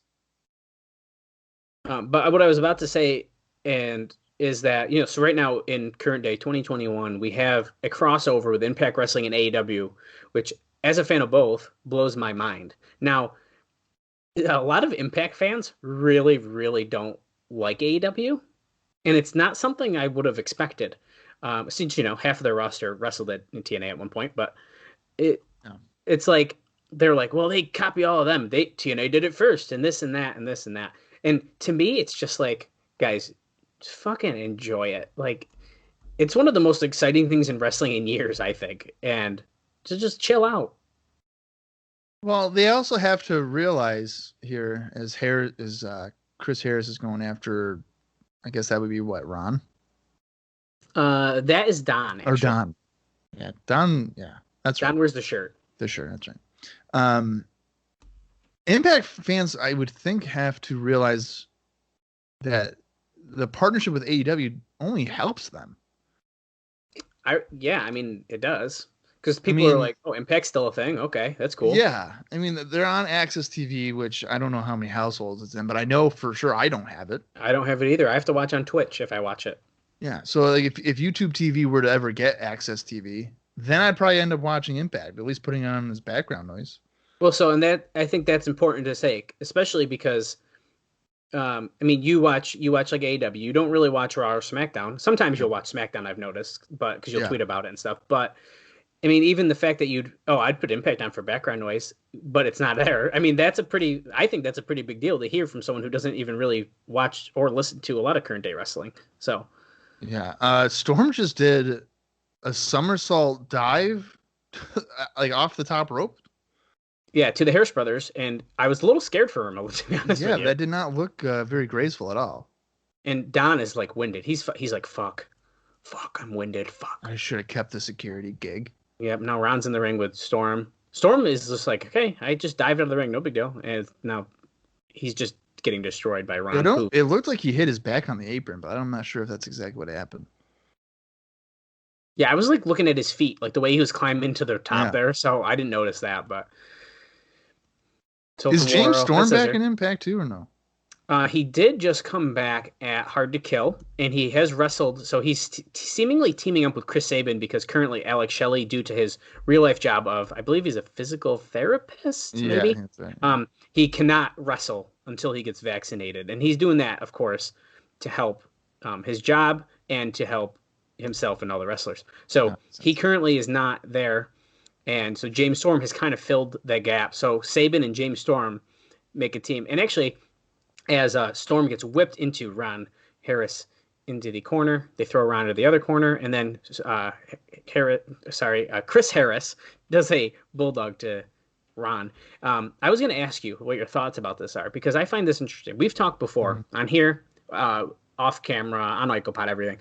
We don't like when two singles guys are teamed up and make a tag team. It just doesn't work. It doesn't make sense, as Don pulls Chris Harris out of the ring, hits him on the guardrail. Now, Chris Sabin is a tag team wrestler. He's had singles runs, but he's a tag team wrestler. James Storm, same thing. I mean, I would consider him nowadays more or less a singles wrestler, but he's So Ron just big booted a chair that Don was holding up into James Storm's face. I think it's Storm, right? Oh, It's Chris Harris. Chris Harris. How do you feel that they teamed up two tag team wrestlers, essentially tag team wrestlers, or known for their tag team wrestling, into a team to make a new tag team? Have they won any tag team titles? No. Then I'm okay with it. Okay, there you go. It's when they become tag team champions that I fucking hate it. See, but I find it a very interesting concept, because you obviously have Motor City Machine Guns, you have America's Most Wanted, Beer Money, a number of teams with James Storm, and you have two very well-known TNA tag teams, and then you're like, well, we don't have the other guy, so we'll just team up together. I think it's kind of interesting. Yeah, but it's been done to death. I mean, I know of at least a few times where TNA's done that. Well, it's TNA. I don't like it. I've never. Yeah, it's weird. I definitely would prefer Alex Shelley and Chris Sabin. Don't get me wrong, or Chris Sabin going on a. I really like Chris Sabin. I'd argue Chris Sabin's one of my favorite TNA guys. But Ron Harris is punching Chris Harris in the corner, throws him to the other one, tosses him. Now he's just throwing him back and forth to the turnbuckles with some like clotheslines or splash, whatever you want to call that. It's a clothesline. That's what I'm talking about. I'm bald as fuck. Oh, a spear. Do you like Chris Harris' spear? I think it's pretty good. That's all right. I think it was on Twitter. WWE was like, who has the best spear? Right. And it was like Edge and Lashley and Reigns and stuff like that. Didn't even have Rhino. Yeah, that's right. But now I understand Rhino's an Impact. So I guess you're not going to do that. But you got to have Rhino in there. I think Edge is like universally seen as the guy that has one of the worst spears. You know who I really don't like is that it's like Moose and Bobby Lashley do a very similar one where they like flip. And I don't like Moose at all. Oh, you don't? Well, really? Yeah. He threw his girlfriend down a flight of stairs or whatever. What? Yeah. Oh. You didn't know that? I don't think I did. Oh, God. Yeah. He that's why WWE wouldn't take him, because he has a domestic violence thing against him. Okay. Well, that's a lot. Here, I'll look it up for you. Just make your life more depressing here. Well, let me say this real quick while you're looking that up. I already have it. Yeah. Moose, as Chris Harris just keeps getting like a knee to the gut, like a kitchen sink. I like Moose, but I also don't, because I think he's kind of a dick. And like I've met him a couple times, and he's kind of a dick. So, but he did fill in for Alex Shelley at Hard to Kill, and he was probably like, besides the obvious Kenny Omega and Good Brothers, he was the star of the match. I mean, he was surprising how good he did in that match. Yeah, I don't like him. So it was in 2009. He was arrested for domestic battery in Georgia when he allegedly struck and spat at his wife during an argument over a female friend on his Facebook. He told police that his wife tried to stab him with a pen, and she said he threw her on some stairs before tossing her out of the house. He was suspended for the first game of the 2010 season for the NFL. Ironically, or not ironically, I guess hilariously here, Whoa. AMW does one. One with a roll-up. Very quick. Wow, James Storm tricked us then. Oh. His wife divorced him after he announced his intention to leave the NFL and become a professional wrestler. So she didn't leave him for, beating her up, but rather left him because he wasn't going to be a football player anymore. That's sort of funny. It's just bizarre. But all right, so AMW winning here makes sense because would you really have Triple X against Harris Brothers for tag titles? That make no sense. No, not at all. Thank God. What a great mustard shirt with Don West. Yeah, Don. He finally was starting to wear normal shirts, and here we are. The silk shirt with the silk tie, same color. The guy behind him is wearing like a fleece, like a quarter zip. That's the same exact color. It really is. A honey mustard fucking shirt. I love it. Jesus. That's Goldie. great. With Vince Russo, Mike Sanders, and Disco, or Glenn. You understand me, Glenn? Oh, she wants comments. He yells, "Shut up." Is AJ in your camp or not? Vince is just yelling. Oh, he's pissed because the Harris brothers lost, I think. Yeah, he's not happy about that. Slap the microphone away. He's pissed. Are you kidding me? He's pushing him away. Oh, you better show me something tonight. Get in there. Do they not have a door anymore? Yeah, it looks like they just have a curtain. Okay. It's not very safe. Don's shirt is the same color as Mike Tenay's notepad. Notepad, yeah. Here we are. TNA 2003. Well. Look at Tenay and Don West are like yelling at each other. Oh, man. We've done everything to promote you, AJ Styles. How dare you join with Vince Russo, is essentially what he's saying. Yeah, he's really offended. How dare you join sex? So Mike Tenay's going to look like an idiot if AJ Styles comes out and he's like, he said it numerous times, I'm not with Russo. Do you think, now this is just in my head here. He arrived with Vince Russo. Maybe he's playing it up like, oh, if I say I'm with Russo, he'll help me win the title. Oh. Then he can separate himself. Boom. I think Styles. You know what? I like that. Styles knows what he's doing. I think he's playing Russo like a violin, and I think it's going to backfire on him. And actually, okay, so Vince Russo's in the ring, but real quick, he's going to do that. Backstab Russo. Russo's going to sick Raven after him. We're going to get Styles Raven. I was going to say, like, what if, like, Russo hit Jarrett with, like, a bat or something, right? And he goes to embrace him. Like, yeah, AJ, we did. And AJ's like, whoa, no, I'm smart. Oh, dude, I'm excited. You gave me the belt. Fuck you, I'm out. And he's going, Raven, go get him.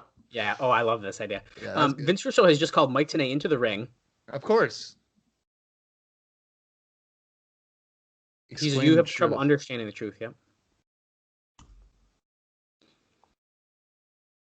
Oh, AJ's 23 here? Well, that's good to know. He told him about the real Jeff Jarrett. Turn this up a little bit.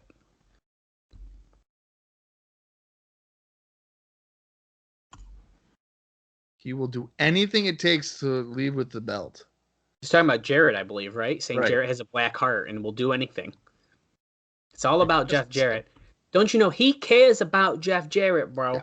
Now, it's funny because speaking of him caring about Jeff Jarrett, I wrote a note that said I care about Jeff Jarrett because I thought it'd make a funny, like, fake shirt idea or something, right? And Kaylee found the note and goes, "Oh, you care about Jeff Jarrett?" And I was like, hold on. Let me explain.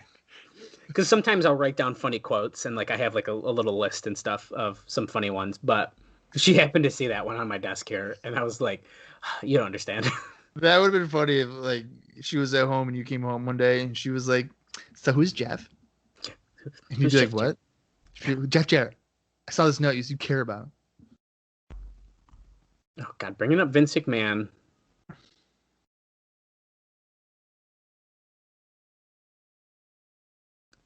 Great. You know, every week it's something about 1998. Oh, yeah. I made this. I made that. Oh. Vince Russo makes chicken salad out of chicken shit, which is a perfect cue for someone's theme song to play. Speaking of chicken salad, I like Tenay's look of just, here he is. Dusty Rhodes. The sellout crowd going nuts. Dusty's wearing a Cleveland Browns shirt. Well, he's ready for the Super Bowl, Bob. Well, unfortunately, the Browns were not in the Super Bowl. Oh. In 2003. Oh. I believe they were in the play. They made the playoffs and blew a enormous lead over the Pittsburgh Steelers. How do you know that? Because my dad was watching the game and they were up by like 28 points in the third quarter, and he just looked at me and he's like, Bob, they're gonna blow it. And I was like, what? I was like 14, and sure enough, they blew it. Okay then. His brothers were calling him like, congratulations, man, they're going on. He's like, no, man, they're gonna lose. That's bad. They did. Okay, so Dusty's in the ring, and Vince Russo's like, are you gonna pose or you got something to say? He's holding up his hand. I thought for a long time. You can finally understand what's going on. Is that a shadow on Dusty Rhodes' bottom lip, or did he just miss a spot shaving? No, it is. I noticed a second ago. It's like a little soul patch. Okay. Okay, Jeff Jarrett wears a belt around his waist that means tradition. He goes, he doesn't care about you and sex. And well, he actually care about sex, but of course, a different reference than Sports Entertainment Extreme. And Tenay starts laughing because, like, what? No, Tenay's looking at Dusty Rhodes like he loves him. Oh, yeah, he was like giggling. Like, oh, he's so cute. He's so funny. He's so funny. It's like when your crush makes jokes. a joke and you're like, oh, that's why I like him.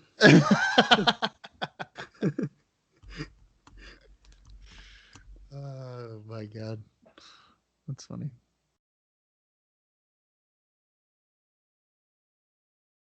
Okay, so the crowd was chanting Russo sucks, and then Dusty's like, well, if that's the case, I better back up because I didn't bring my Viagra today.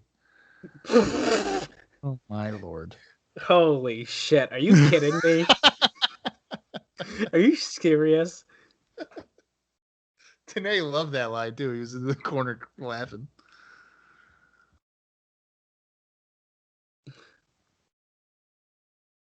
Okay. They're talking about Puppet beating off in the trash can. He starts laughing. Yeah. They love to point that out.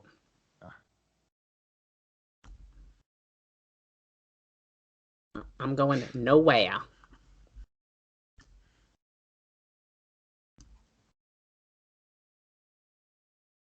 What? I don't think he was. After 21 years, I mean, he went to WWE during part of that. Yeah, he said he was let go from WCW after 21 years. Off and on. Yeah, really.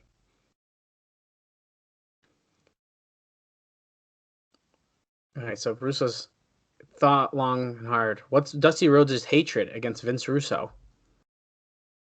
Wasn't it Goldust? No. The first thing he thought about. Maybe it's Nikita Koloff. That he was able to reach back into history. And that he brought Nikita out here to make him look like a jackass? We haven't even seen Nikita. No, we haven't too much. I'd be surprised if we saw him again, to be honest, but I would too. How do you feel about the little starlights that are still shining on the ring right now? I don't know. Is that from Dusty's entrance? Yeah, they were leftovers.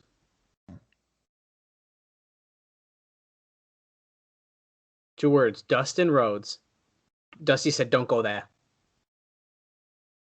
Don't go there. Remember the guy, the name of the Natural? Well, he's dead, except he's back again, and now he wears blue face paint on half of his face. That's right, with red. Yeah, sometimes, right? Yeah, you have a little bit of red. Sometimes it's red and black. Sometimes it's blue and black. He's really mixing it up. He's going to have two action figures, one in blue and one in red. That's why they do it. Well, a lot of people do, and that's fine. I'll buy it. So, of course you will, because you're one of those suckers. Yeah. So he's talking about Goldust, making him a bigger star than Dusty ever was, he says. That is such a stretch. Once again here, though, we're just talking WWF stuff. Like, come on. Well, I also would like to say, Vince Russo, I'm over on Icopod. We just saw Goldust debut at In Your House 4, and it sucked, so... That did not suck. Well, listen, I didn't think it sucked as bad as Austin did. However, it wasn't a great debut either. It could have been better, I think. But regardless. Well, yeah, I mean, I guess, but I thought it was okay. Dusty doesn't know really what to say right now. He's just taking the verbal beating. Yeah. I think... Oh, he's talking about being a better daddy to his son, and he said, hey, that's enough. That makes it personal. So if you do it like that, that's fine. You don't have to bring up everything that he just did. But to suggest that Goldust is a bigger star than Dusty Rhodes, I don't know. Yeah, that's a lot. You know who might be a bigger star than Dusty, though, is Black Rain. When he came in as... No, I'm just kidding. I'm joking. What? No. 7. Oh, 7. Yeah. The creepy, like, child molester character that he did for 3 weeks. Yeah.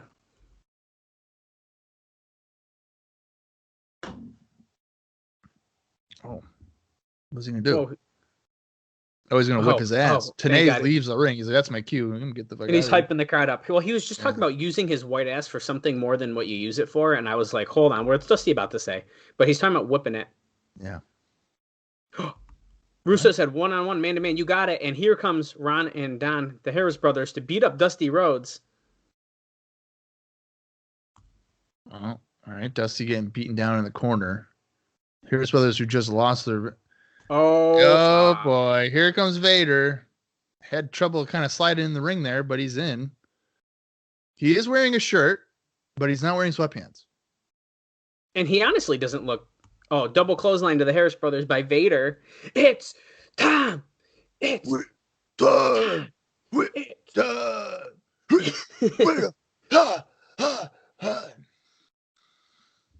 Dusty with the elbows. Okay, so Dusty Rhodes and Vader... Potentially, could we see them face off against the Harris brothers? What a fucking tag team. God almighty, man. There's this one guy behind Russo flipping him off. That's good. Look at! Oh, holy shit. Vader's got the hat on. Dude, holy shit. That is hilarious. Tenay's freaking out, of course.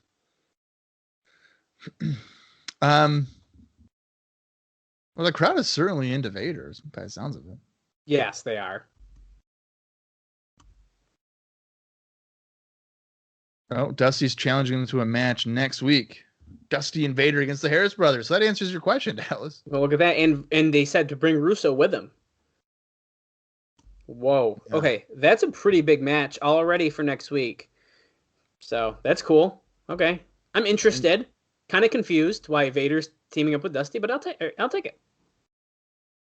It's TNA, man. Nothing makes sense here. No, and it doesn't have to. I guess it's like the NWA stuff. And so Vader's wearing a shirt, but like, is he really that much more out of shape than he normally is? Like, he I don't think so. He looks to be in pretty decent. Like, he doesn't have a huge gut. Oh, he looks pretty decent. Who's this girl? Oh, that's a new girl. Oh, okay. I like her moves. That's a new girl, I think. Okay, I'm fine with that. Okay, so we've had one match and quite a bit of talking, and we are 29 minutes and 11 seconds in. Oh, very interesting news about the X Division. Lorenzo Papa, the winner of the NWA auction. She's going to help interview Jerry Lynn. Or he is.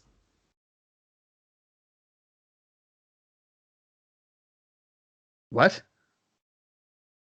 This is the first time we've seen a winner of one of those auctions that they talked about months ago, where they donate the money to charity.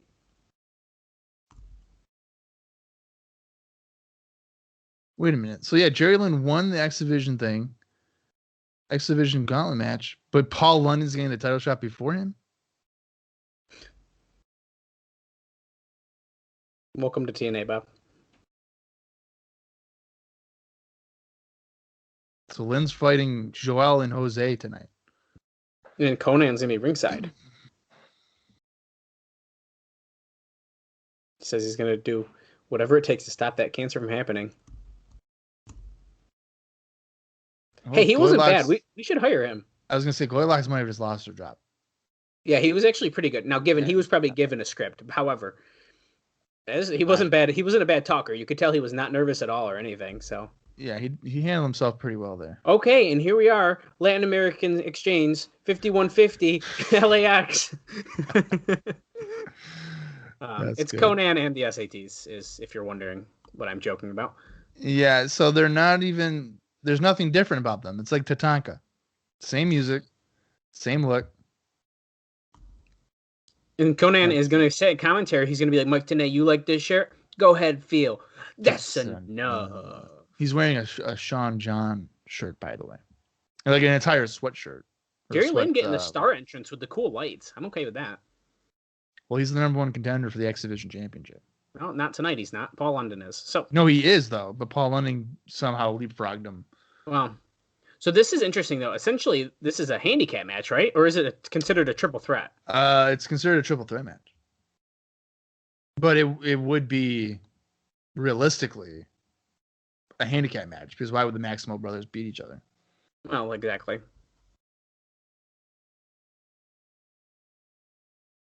Well, Jerry Lynn ducking the line and then giving one. Tilt-a-whirl backbreaker to Jose. There you go. Yes. Joel's the one that likes catering. You should know that by now. You find him next to Eric Bischoff in the catering room. Okay. Boston Crab on Joel. Did I say Joel? Or was it Jose? That's Jose. Joel. Backdrop to Joel. I'm just going to let you call this one. Gary Lynn. With a slingshot crossbody onto Joel on the floor. Now they better stay away from the announcer's table. Yeah, they were told, no, stay away from that. Oh, boy. Was Jose going for a springboard? Oh, he just moonsaulted his own buddy, his own brother. Konnan on commentary telling us that what we're seeing right now is Lucha Libre, not X Division. It's Lucha Libre. Interesting way to look at it. Lynn with a 2 count in the ring.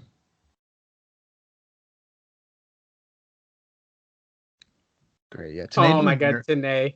Nerd talk. He's like, actually, that was invented by a Japanese wrestler, so.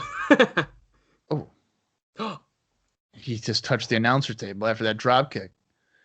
Dallas is so offended, he almost choked. I did, dude. I almost just choked wicked hard into the microphone. I luckily got to mute it before I started having a fit. Lord. I'm sipping on my coffee here. It's I still haven't got it fully in me. I'm doing pretty good for not being fully caffeinated this morning. Yeah. I've been up since 6 a.m., so.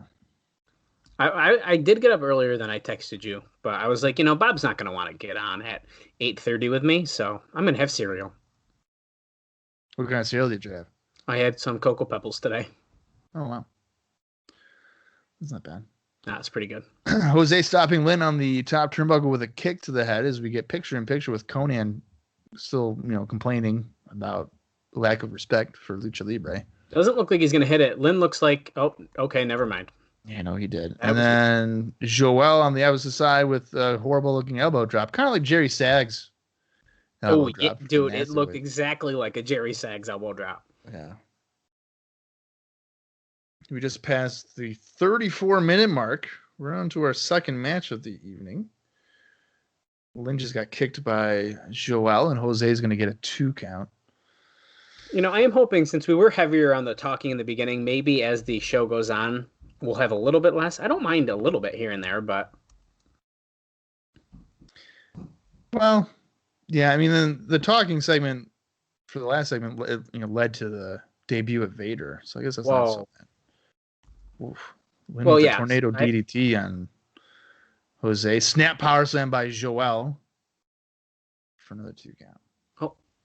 Konnan staying wait and see as Tenay asked him if there's any names he wants to give us, probably of people he's thinking about bringing in. So we will wait and see then. It'd be a lot better this would probably be better if Super Crazy and Juventud were in it. Oh my God, this match would be nuts.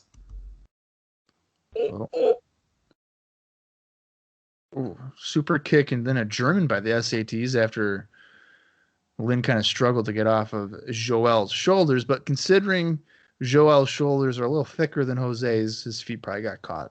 Well, and also, if I had to guess here, the SATs are definitely going to run out of tag team moves here within the next couple minutes. Like, they're using them all right now. They haven't really, used their time effectively.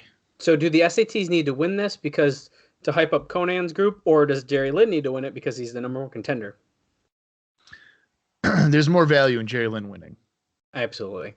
I agree with that. And I think they're going to get a good pop. If Jerry Lynn can beat both these guys, the crowd's going to pop big for that, I think. Yeah, but I could see, the SATs losing, then Konnan being like, "What the hell, dude? You guys embarrassed me," which would be very similar to what we just saw with Russo and the Harris brothers. That's a good point. But Russo's been known to do kind of the same storylines numerous times on the show. So Today's saying each week we're going to see if the luchadors can keep up with X Division wrestlers. Because Jerry Lynn went for his springboard, like sunset flip, and then went for I don't know. Too much is happening. I'm losing track of what's going on. yeah, so Lynn was trying to do a springboard sunset flip power bomb on, I think it was Jose, and then he was able to head scissor Joel because he tried to stop him. Yes. Okay. Yeah. TKO. 1, 2. Oh, I thought that was gonna be it. So did I, actually. Konnan's thinking that the SATs are nervous because he's out at ringside. No cradle pile driver, no clothesline by Joel. Jose almost winning as he landed on top.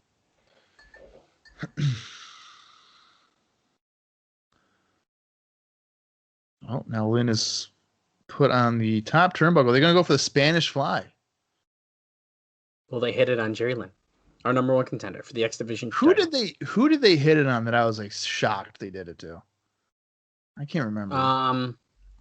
Oh man, Kid Kash, I think. No, I don't know if it was. Well, yeah, because maybe was that when Kid Kash like ran out? Nope, it's 2, but they hit Jerry Lynn's music, and he's like, "Hey, cover him then." Okay, so they just spoiled who wins, right? I would say, yeah. They have to have. What is going on with that? Okay. That's a stupid spot.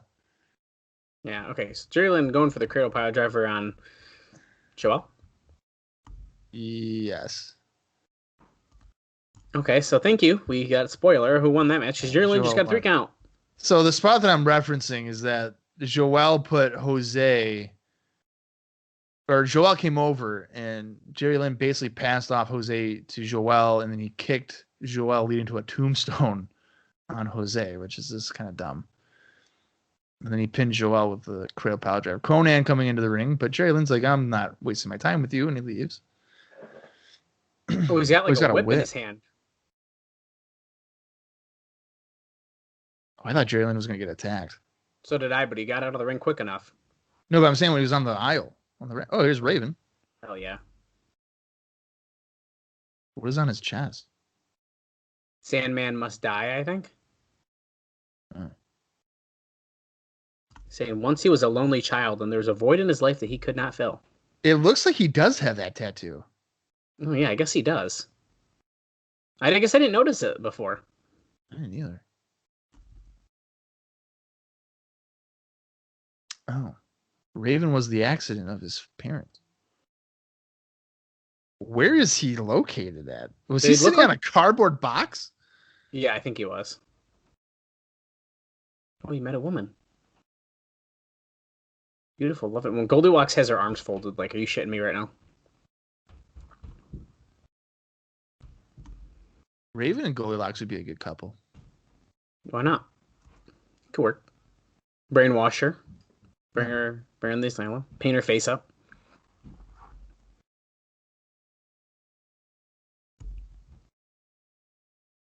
Oh, see, he's referencing the storyline. Yeah, until Sandman took his wife and kid back. Okay. So Raven did it out of good meaning, because he had to fill a void in his life. Right, but so it's kind of like with Russo, though, is that you're relying on old storylines to make sense of anything. Yeah. So he's not doing WWF 98. He's just doing ECW 96. And then Sax is NWO. Well, yeah. Just a way worse version of it. Oh. Wow, Raven's saying all sorts of things. His brain is much bigger than mine, so I can't really repeat it all because I'll mess something up. Yeah. Walk with him through paths of cruelty. Oh, walk with him through Raven's Clockwork Orange House of Fun. Are we having a Clockwork Orange House of Fun match? Oh, and there's Russo and Siaki and Desire. Apparently look like they're leaving. Worst come to worst, he's saying Siaki's his ace in the hole. He's like, I'm an ace in the hole. Who's that? Is that Mortimer? It's Mortimer Plumtree trying to talk. His name's David. Okay, so he's trying to leave, though. He's like, dude, I gotta go. Like, what do you want? Kind of had audio issues out there, but that's okay. Yeah. What is... Oh, I thought something was on the ropes. Oh. Glenn Gilberti in the ring here. On the mic. A lot of talking here. Have we heard of Sonny Siaki being aces in the hole before? Or was that a debut of a nickname? I think that might be the debut. Okay. Because he was like, I'm ace in the hole. Yeah, he was like hype about it. Yeah. Kind of fits him well. Yeah, for director of character development, I think he's changed his name like 50 times because he was talent development at one point. Then he was talent, like recruiting or something. Recruiter or something. Yeah, he's had like 3 different nicknames. Yeah. Can you still hear me pretty well? Yeah, man. Okay. I'm just leaning back.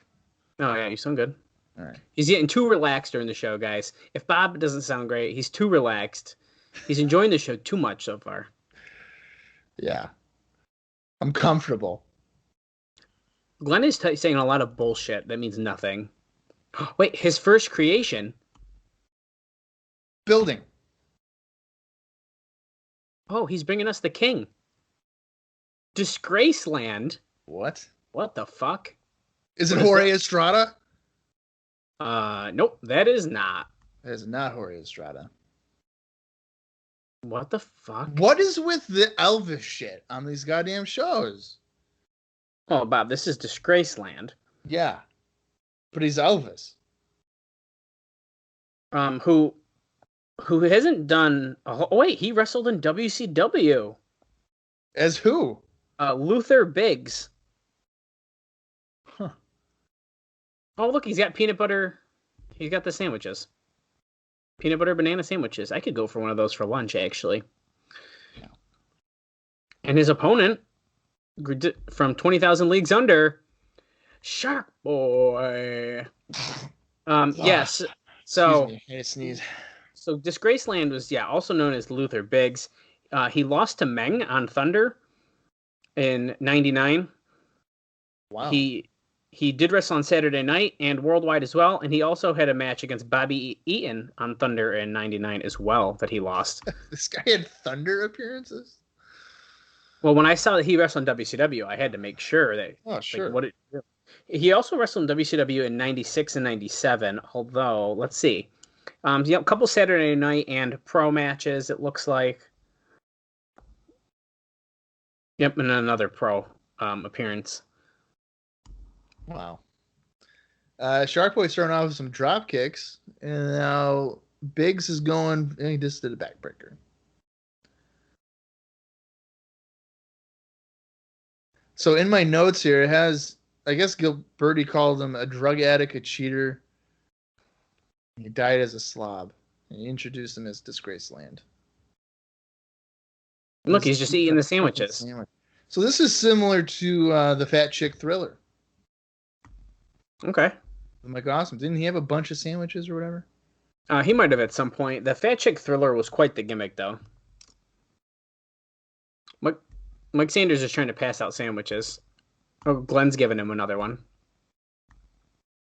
Well, now... Oh, my God. Is it smart to be eating peanut butter in the middle of a match? Because I don't know about you. Sometimes when I eat peanut butter, it gets stuck, like, right in my chest. Yeah, I mean, it definitely... I don't know if I would do it. Although peanut butter and banana is a little different, I feel like. But I would definitely not do that. okay, Shark Boy finally throwing him back into the ring here. I hate to say this, but if Shark Boy loses this after he's been featured a decent amount, that'd be pretty lame. Yeah, I mean, this just kind of screams a segment where Shark Boy is not going to win. And now, of course, as it was mentioned, this is essentially a joke against Jorge Estrada. Yeah. As he goes for a middle rope leg drop and misses because Shark Boy moved out of the way. I mean, Sanders is on commentary this whole time, and I'll be honest with you, I'm tuning him out completely. I have no idea what he's been talking about. Actually, I was thinking the same thing when you just said that. I have no clue what he said. I just don't care. All I hear is, well, yeah, literally. I heard him talk about like Fear Factor and stuff, and like this isn't anything like that, but I don't care what he's talking about. Oh, Shark Boy biting his forehead in the corner. The crowd does like Shark Boy. There's no denying that. For sure. And this would be his second match, right? Because he fought Delirious. Second match on the show, technically, yeah. So. Yeah. DS. Yeah. Oh. Disgraceland countering. Hits a swinging neckbreaker like he's the honky tonk man. And that wins it. Are you shitting me? He's still chewing on a peanut butter and banana sandwich. Okay, so that's a fucking bummer. Don West just said that he thought it was pretty funny, but also pretty disgraceful. Oh, good thing he's Disgraceland, I guess. Yeah. The crowd does not care about this at all. No. Oh, he did just mention worldwide. Well, they remember him like worldwide around the world, not the WCW show. Oh, I thought they were making a reference. No. I was like, wow, that's a deep cut. Oh, wait, look at Jorge Estrada on the top rope. Coming from behind. What in the fuck? Okay. Well, he's clothesline Sanders in Disgraceland. Now he's going after Gilberti.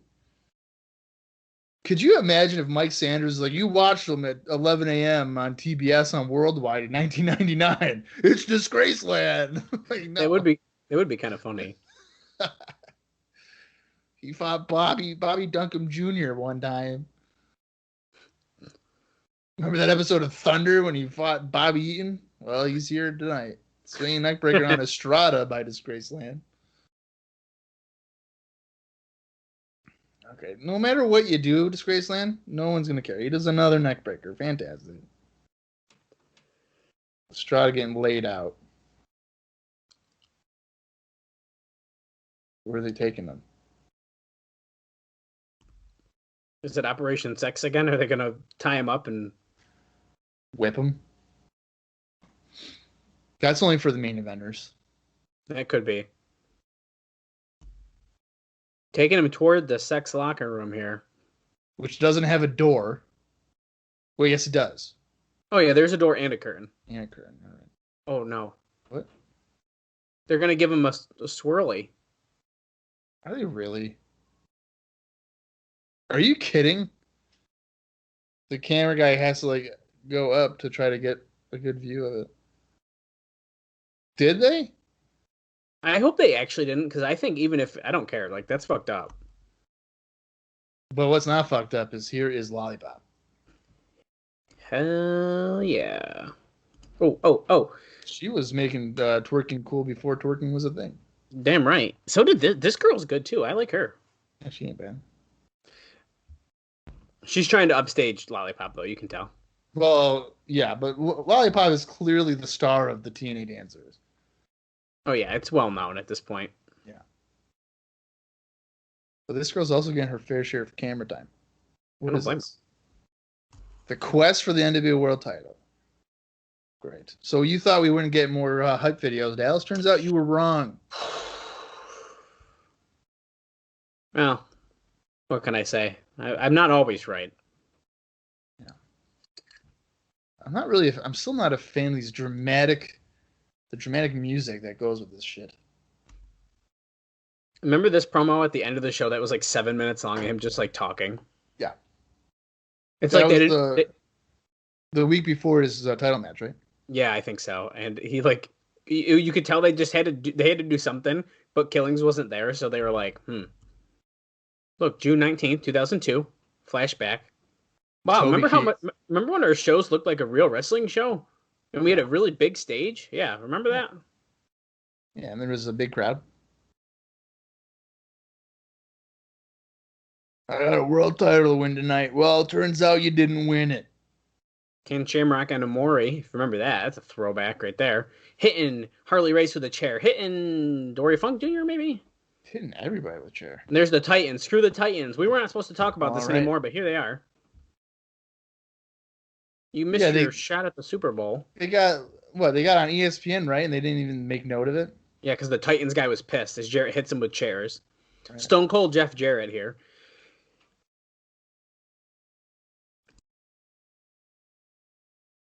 The victory. So, of course, this is leading into him beating Ron Killings. Oh, yeah, booby dance. Get it. Okay, this is... Oh, man. This show's killing me with how many segments and stuff there is. This is a lot. The Masked Man, Mr. Wrestling, hit him with a guitar. Jarrett fell on top and he won the title. And remember, it was Vince Russo. I couldn't believe it when that happened, man. I wonder if Russo's kicking himself for helping Jarrett win the title. Because now he's trying to kill him. Well, yeah, I mean, really. The continuing struggle.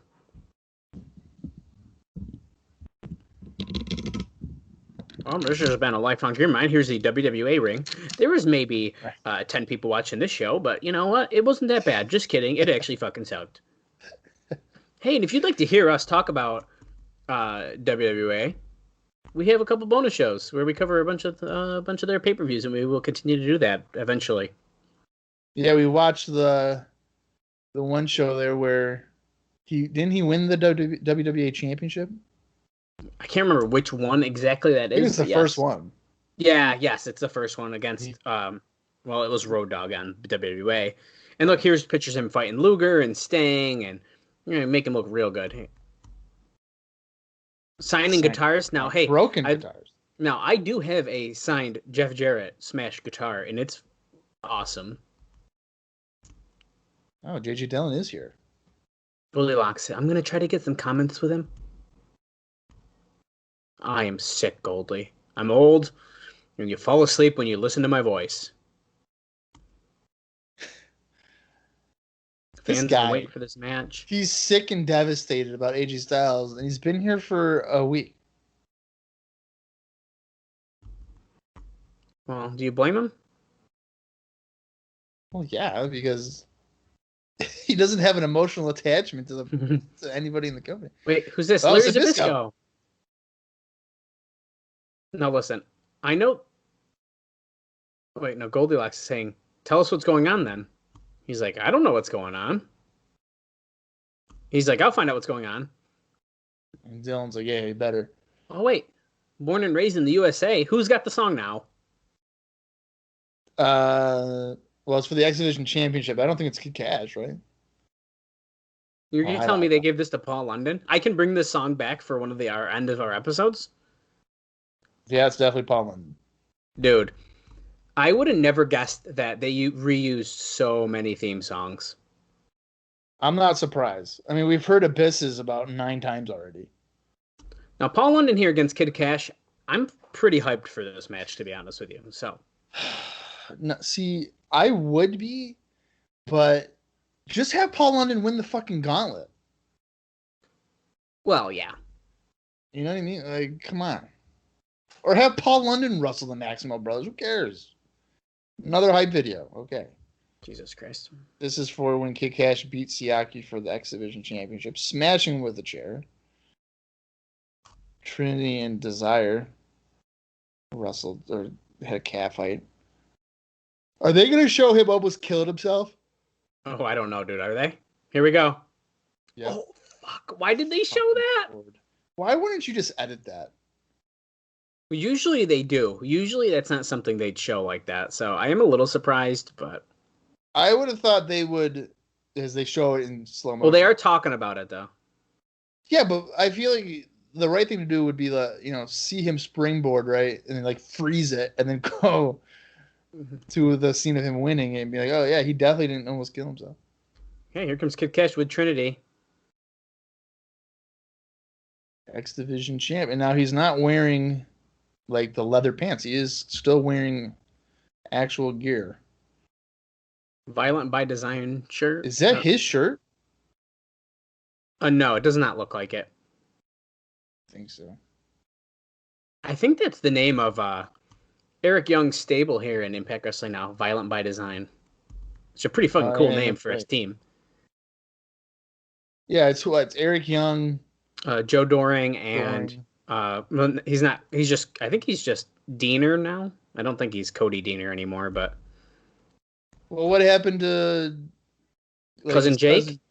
Well, he still is. He's still like trying to. He's trying to get Diener back, but they're trying to recruit Jake into the group. I'm hoping what's going to happen, as Paul London and Kid Kash are locking up here with a hammerlock, is that they will get Jake into it. And then he won't be known as Cousin Jake anymore, but then he will go by his independent name of Jake something because he doesn't have an identity anymore or something. And I think that will be pretty cool. Right. So I was just gonna say that he was pretty good from what I saw as Jake something. Because I would watch him in AEW. Yeah, AEW. And he would have really good tag matches. And I think I saw a match of him in Impact. And I was like, this is not the same guy. No, not AEW. AAW. AAW. Okay. I was like, what? Yeah. No. Okay. Kash and London just having a standoff. Neither one of them got any kind of momentum. And I'll tell you, I'm looking forward to covering Cousin Jake on the TNA Crossline podcast in about 2035. I'll tell you what, if we're still doing this podcast in 20 years, that'll be something. Was Kaylee next to you when you said that? She's not. I don't know what she probably would have just barfed into a trash can if we were doing this for 20 years. I almost started to get sick thinking about it, but... Oh, so you're not in this for the long haul then? Oh, I'm into it for a while. We got to at least get to 2010, right? For a while. For a while, this guy says. Bob's going to give up, I bet, moments after we get to 2006. We'll get to 2006 and Bob will be like, bro, listen, I just can't do it. I'm like, fine, I'll watch him by myself. No, I think I will have a tough time with the show when it goes 2 hours. Like Impact goes 2 hours. Oh, we have a while before that happens. That's like 2009, right? Or 2008? Late 2008? Yeah, we have a while before that happens. Yeah. London. Oh. London attempting to skin the cat to get back into the ring, but Kid Kash drop kicked his head, knocking him down.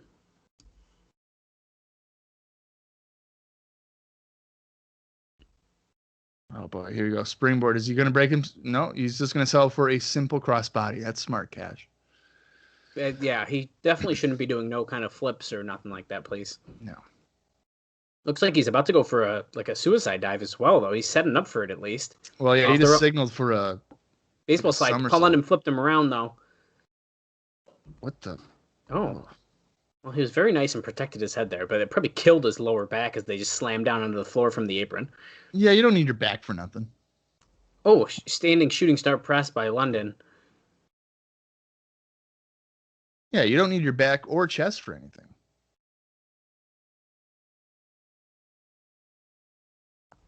Now, Paul London had some really good steam going for himself on Independence. As I've mentioned, he was with Ring of Honor around this time.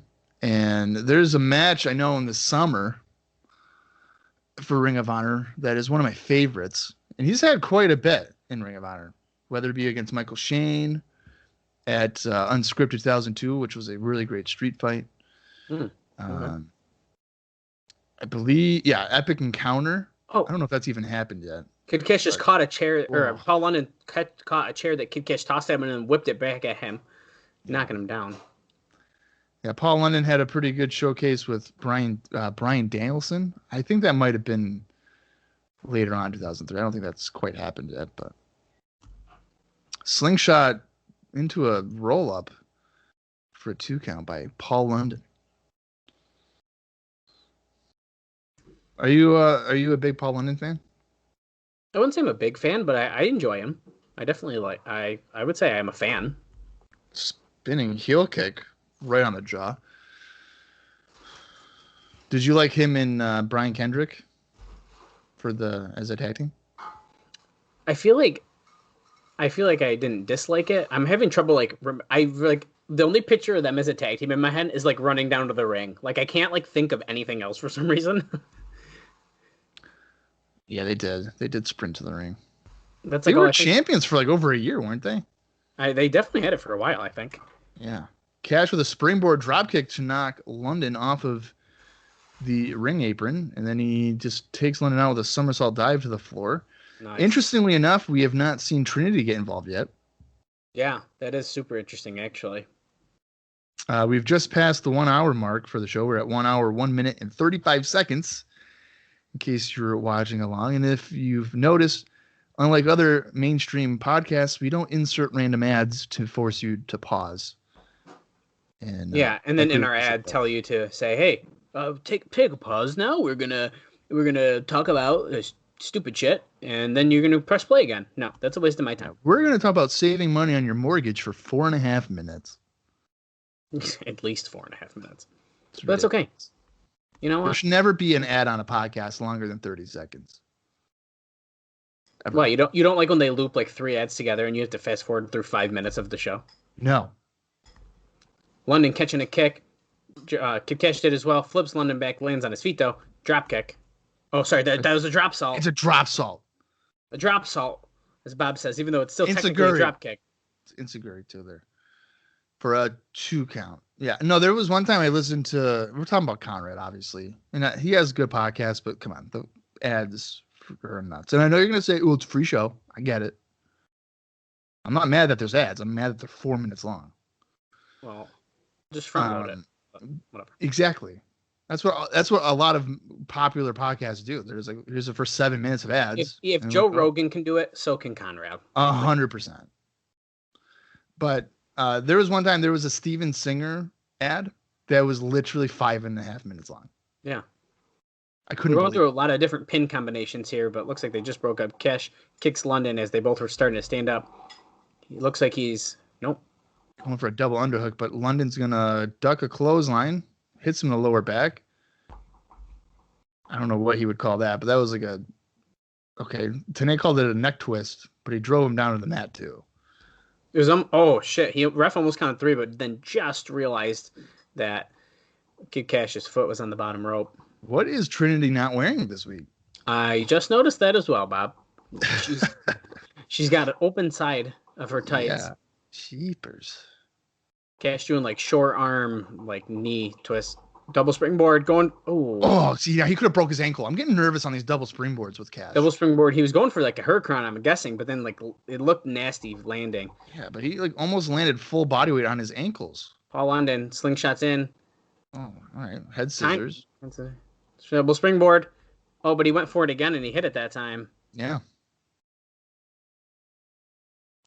Oh, I thought I was going to get him, but he only got 2 count. The crowd's into this. At least they're into Kid Kash by the sounds of it. Yeah, for sure. Oh, there's a sign of one of the guys in the crowd had a Paul London mark. Oh, yeah, I saw that earlier, too. Backslide. Yep. Nope. Nope. London going for one now. Nope. Nope. Oh, no. Kash double underhook. Oh, that's got to be it. Yeah. Okay. Yeah, that's the moneymaker, right? Because he just fucking folded him up. I'm pretty sure it is. And he absolutely destroyed Paul London. And hey, this is one of the first matches that Trinity did not get involved, but was ringside. Yeah. Now, Trinity's outfit here is basically like side butt. Oh, look. Kid Kash gave her the belt and looks like he's some nice sportsmanship helping Paul London get back to his feet. Hit him with the title. Kick him in the nuts. No, That's what the X Division is all about. No limits.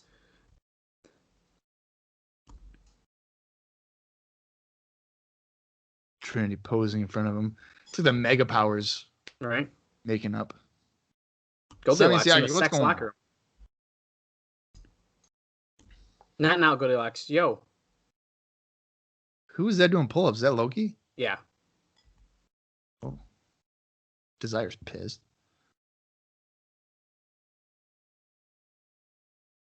Okay, Siagi's like, Russo left and I'm in charge and no one buys into that. Who's that girl? I don't know. Yo, Spider-Man, get down with Loki. No pain, no gain. Winning isn't everything. It's the only thing, he says to Sanders, who doesn't usually win. Harris Brothers, whatever. Dismisses them completely. Was that another blonde girl in there? Yeah. I don't know who it was.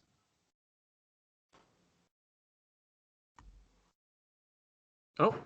Mike Sanders has a match with Jonah from Tough Enough 3 tonight. Look at that. Oh, that's going to suck. Who is that?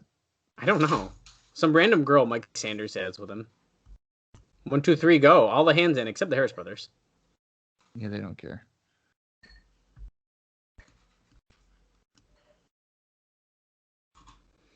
Okay. So, yeah, Vince Russo has left for personal business. I'm guessing he's going to get someone. I was just going to say, someone's probably coming in. TNA sat down with the newest member of the NWA-TNA roster. Let's see who it is. Fucking Jonah. Yeah. He is... Well, TNA's saying he's joined the NWA-TNA family. Yay. Let's introduce you. 23 from Massachusetts. Tell us about, Oh, you did football? Oh, so you're like every other wrestler. Interesting. Well, he's got the typical tattoo on his arm, too. Oh, yeah, that tattoo's bad. Who took him in, did they just say? His father? How was it being being part of Tough Enough? Well, conditioning was grueling. Taught me a lot about myself.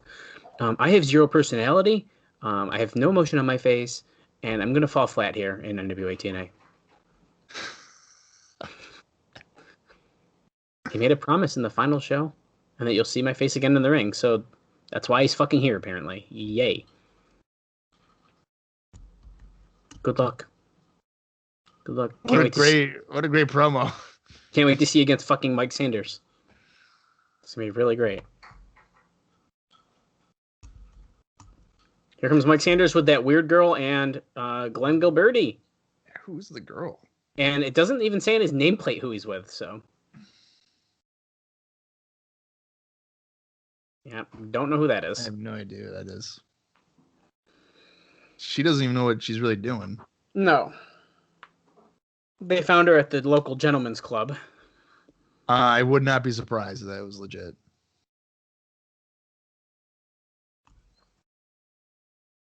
Hi, look at me. I'm just going to smile. Oh, Tanae said he doesn't even recognize her, so I have a feeling if they're showing her this much on camera, we'll find a name out soon, I'm assuming. Yeah. Here's Jonah, who's wrestling in Adidas sweatpants. Fuck. Listen, you can have big muscles and all. That doesn't mean I give a shit about you, so... No, I'm not getting a good vibe for this. Nah, man.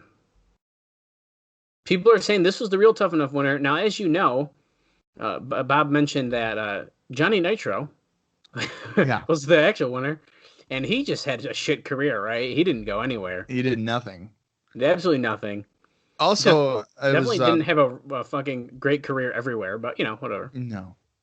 It was also Matt Capitelli, who a lot of people are not aware of, but he was arguably going to be... Did he just tell him where the hard cam was? Yes, he did. Well, Capitelli was praised as being potentially one of the best baby faces going in OVW, but unfortunately he had a brain tumor, Oh, wow. which ended his career in 2005. And sadly, he ended up passing away because of that. Wow. I think it might have. I think it went away and it came back. I want to say that was another situation that happened I think maybe a year or two ago at this point.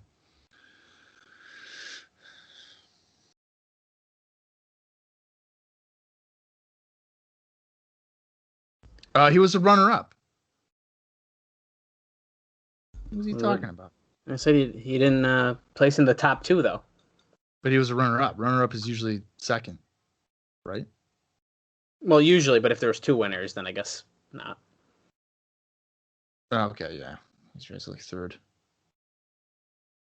Well, she puts the lollipop girl to shame, they say, which is absolutely not fucking true. No, get her. They need to get Lollipop out of that cage and beat this bitch up. She can make all your dreams and fantasies come true. Okay. So they're offering Jonah a spot in Sports Entertainment Extreme. He doesn't even want to wrestle anymore. He's just like, go join our group. We need another C-level guy, if not a D-level guy. So join us. Yeah.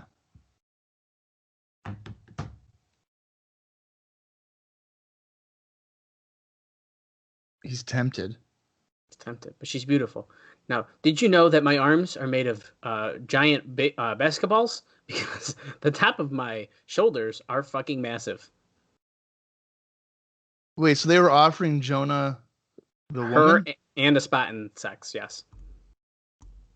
Okay, well, dream on, because he wants to be a professional wrestler, and then Mike Sanders gave him a cheap shot, and now we've started the match here. As Gilberti is still not out of the ring, but the bell rang. It's okay. Well, the girl's taking forever. Jonah was selling the punches kind of horribly. He's doing some nice arm drags, though. Yeah, is this not going to be a training match or what, though? Oh, yeah. No, 100%. Arm drags, hip tosses, the leapfrogs with the Irish whip. I mean, and then going down. We're going to see it all. Well, I feel if you're trying to showcase Jonah, you're probably shouldn't have him in the ring with Mike Sanders. Yeah, not who I'd pick, but. No, it's probably a million other people you could pick. Sanders keeping control here with some kicks to the ribs. I can already tell Jonah's selling is very awkward. As he kicks him in the chest, and Mike Sanders just like this weird dance. Like, what is happening? And then he gave him a middle finger with a knee drop. Okay, that was stupid. He kicked out at one there, and you know who we didn't see in the sex locker room? I just realized this. Who's that? BG James.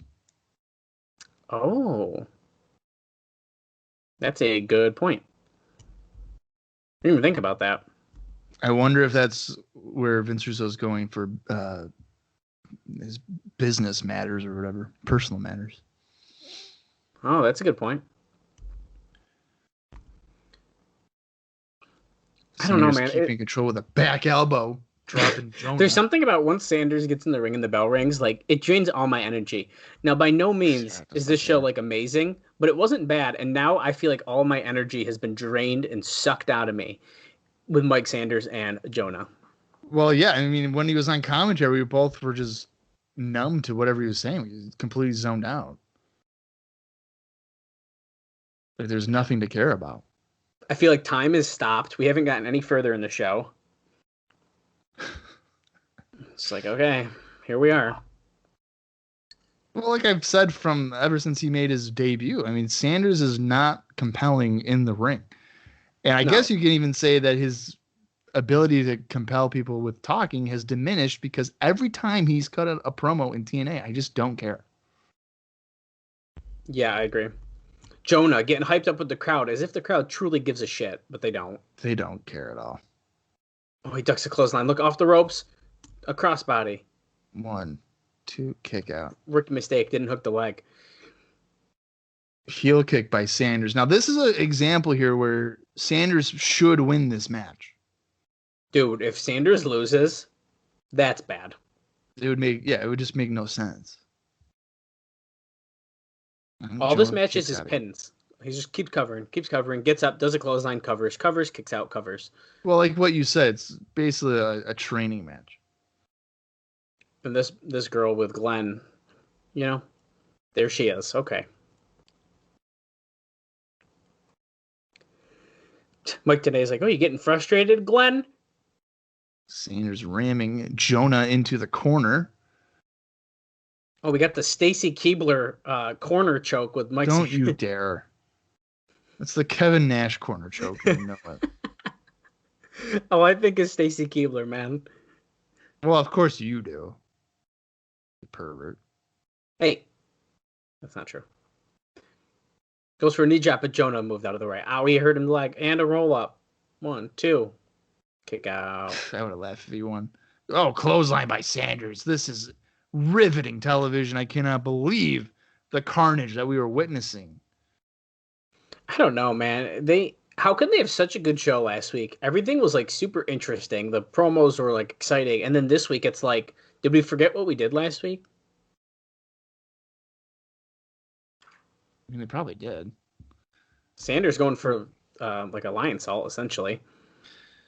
I don't know if Russo is really the type of guy that can get credit for long-term booking. It changes week to week, it seems. Oh, it definitely does. And I think we've noticed that with, I mean, if you saw because I keep track, obviously, of what we think of the show, so we can, like we did at the end of 2002, like say, hey, this is how many we liked.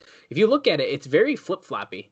One week's good, 1 week's bad. 1 week's good, 1 week's bad. Then it's like 5 bad in a row, and then it's a good one again. It's just like, it's so weird. Jonah just had a bit of offense there. Now, if I was in the audience, does it get him in? No. If I was in the audience, this is definitely like, I get to go get some popcorn and take a pee match for sure. Yes. Like, I've been holding it for 2 hours. I know it's a live pay-per-view, so there's not an intermission.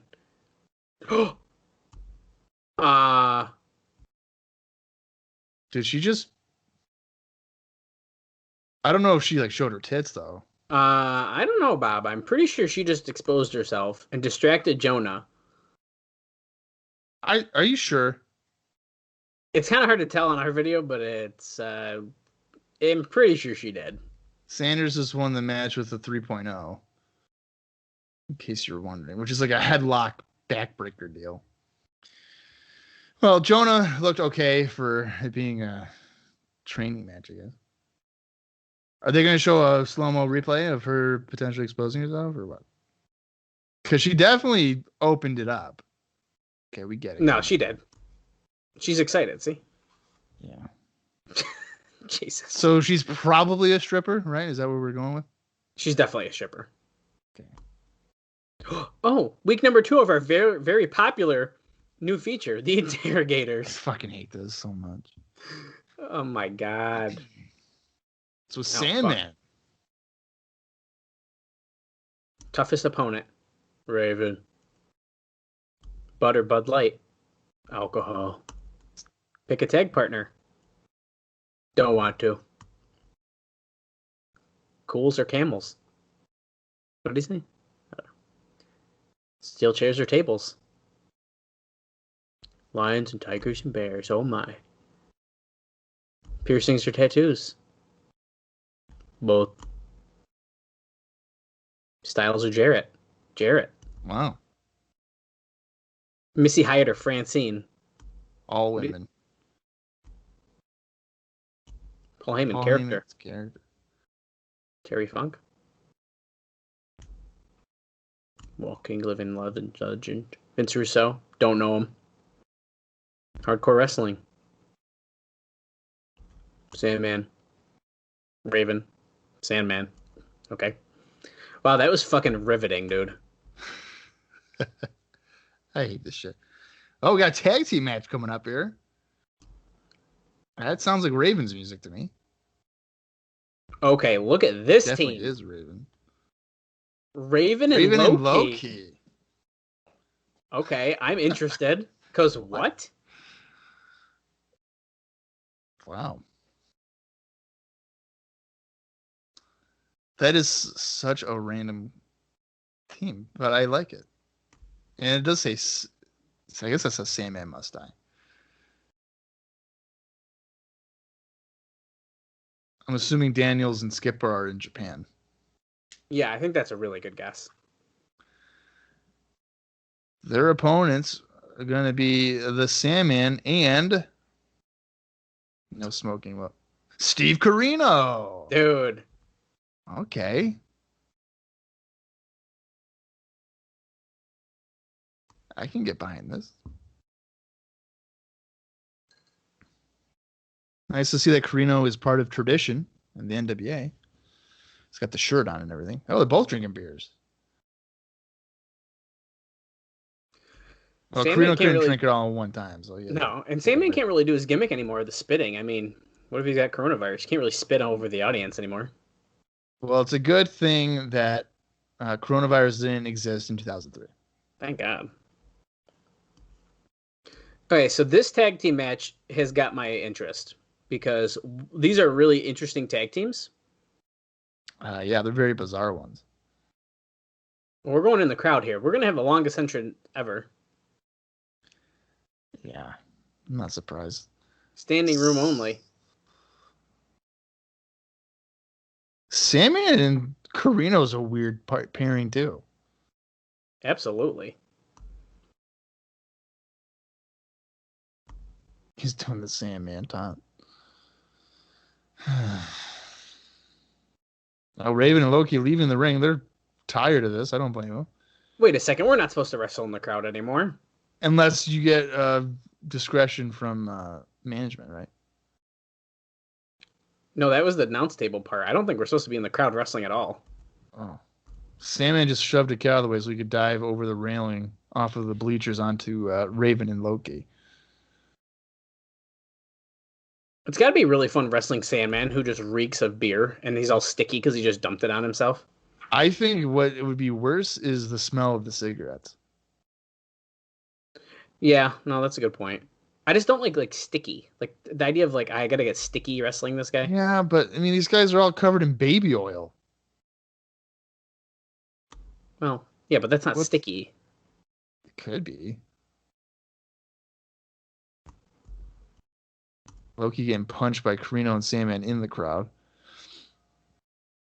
I'm not surprised that they're brawling in the crowd because Sandman's not going to. Oh my God! As a child is jumping in front of the camera, and then Sandman's not going to do much in the ring for you, so you got to cover that with some generic brawling for sure. Oh, great! Now they're going back to the tables over by the. Corino looked like he was either getting it ready, or taking the stuff off of it, or something like that. Yeah. Oh, he's got a trash can. He smashes Raven with it over the head. Same for Loki, but Loki put his hands up. Psh. What tough guy?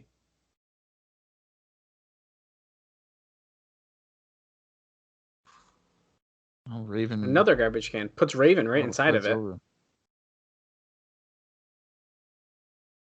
Oh. It's like a concerto, but with trash cans. Yeah, he slammed another one into him. Raven just falls down. When are they going to move the table out of that little area? Because every week that it's there, somebody goes through it. Yeah, that's a great point. As Loki whips Corino into the guardrail.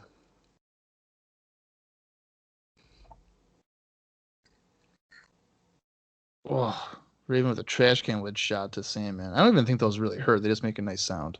Yeah. It looks like we're trying to lay Sandman onto the table. Raven is about to stand on it. That's definitely risky, but okay. Was Loki holding? Loki's holding it, I think. Oh. Pile driver by Raven putting Sandman through the table. They had to feel good. I'm surprised Raven hasn't written a book. He definitely should write a book. I mean, if Sabu can write a book, I think Raven can write one. Yeah, Raven definitely needs to write a book. All right, we're just hitting each other with trash can lids and stuff as we're sort of making our way to the ring. Yeah, I mean, I would assume that maybe Sandman may have been taken out of the match with that pile driver. I wouldn't be surprised. As Corino and Raven are in the ring here, throwing Raven into one of the corners. Loki sliding in the ring. Oh, Loki sent into Raven in the corner. Corino with a big boot to Loki, and then he super kicks Raven, even though the camera kind of missed it. Well, they're good at that too, you know. Yeah, TNA's production's top notch. They have microphones not working, camera people missing stuff. They're not signing one-legged wrestlers after getting People magazine ads and stuff. It's good stuff. Can't win it all, man. Oh, Loki with like a somersault kick. Yeah.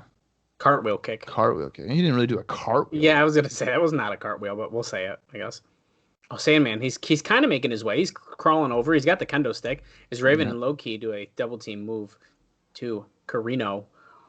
Yeah, Raven and Loki basically just did total elimination. Yeah. Since when are there going to be tags in this? Well, there are now. As Raven tags in, I guess. That's just silly. Sandman has his kendo stick waiting on the floor, so that's probably going to get used here. Raven with a snap suplex on Corino, who is still wearing the TNA shirt. I don't know why he's doing that. Tradition. Raven setting up for a drop toe hold. Nope. Corino reverses. Drop to. Oh. Raven stopped it. He's trying to fold the chair. Smashes Corino with it. Is Corino going to do a blade job? Yes. Do you think he just did? Yeah, I think he did. Someone's got to bleed. Well, Sandman's usually bleeding because of the beer. Oh, that's a good point. If Corino did a blade job, I swear to God, he bleeds almost every match. Can't tell yet. He did. I think he did. Yeah, he did. He's flipping his hair back so you can see it. Yeah, he did. He's bleeding. He definitely did. Yeah. Oh my God, Loki just stomping his forehead viciously. Raven has now entered, hammering away on Steve Corino. This is a clothesline. Countering it. He's got Raven. Oh, okay. A stunner DDT combo on Raven and Loki. Sandman, he's calling for a tag. He's got a garbage can. He's ready. This isn't no disqualification, right? It's TNA. It's lax rules, bro. Ooh, low blow. Referee was right there, just ignoring it. Lax rules, bro. It's like it's referee's discretion. Yeah, I don't know if that's how that works. Sandman getting the hot tag. He's fired up. That should be a disqualification. That should be a disqualification. Is he hitting with trash cans? That should be another disqualification. Well, don't you know Sandman can't wrestle without weapons? No, you're right. I miss Surfer Sandman. Jesus. Drop toe hold onto the garbage can by Sandman to Raven. You know, I'm surprised when Broken Hardy was a thing that they didn't bring in Sandman to do that. Like, oh, that Surfer Sandman. That would have been funny. They could have done that with so many people. Oh, yeah. Raven. Johnny Polo. Dude, that would have been hilarious. Oh, Sandman drop toe holds Loki now, who was running at him, to the trash can that was lodged in the corner. Going for a cover. Raven's next to him and didn't even try to break it up. Okay. He's taking the garbage can now. Hit Sandman. Oh, at the bottom of it. That might have hurt. That probably hurt. Corino. Oh, clothesline and Raven out. Yeah, Corino seemed to get tied up on the apron and he fell like head first on the mat. Loki almost pinning Sandman. Only managing a 2 count. Crowd's chanting TNA though. They're into this. A lot of them are standing up as well. So, well, when you have a crazy brawl, it seems like an easy way to get investment here. Corino's busted good. And he's got that nice blonde hair, so you can see it really good. He always bleeds good.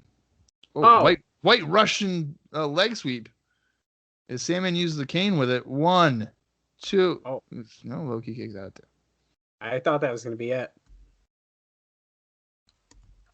Raven kicks Sandman DDT. Even flow. Is that going to be it? 1, 2, 3. Oh. That's it. Yeah, he cleanly pinned Sandman. Does he call it even flow in TNA, or is it the Raven effect? TNA just said it was even flow. Okay. I couldn't hear him say it, so I wasn't sure. I wasn't sure which one they actually called it here. Yeah. That wasn't that bad of a brawl, I guess. I It just was don't fun. know why. I don't know why you would try to have tag rules when it's not that type of match.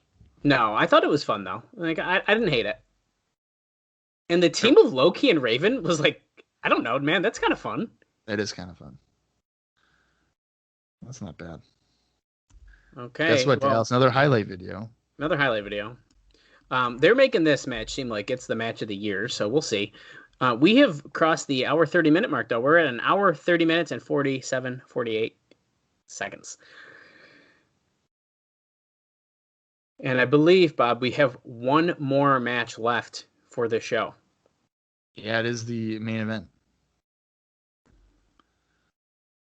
Styles is like at a park or something, reminiscing about.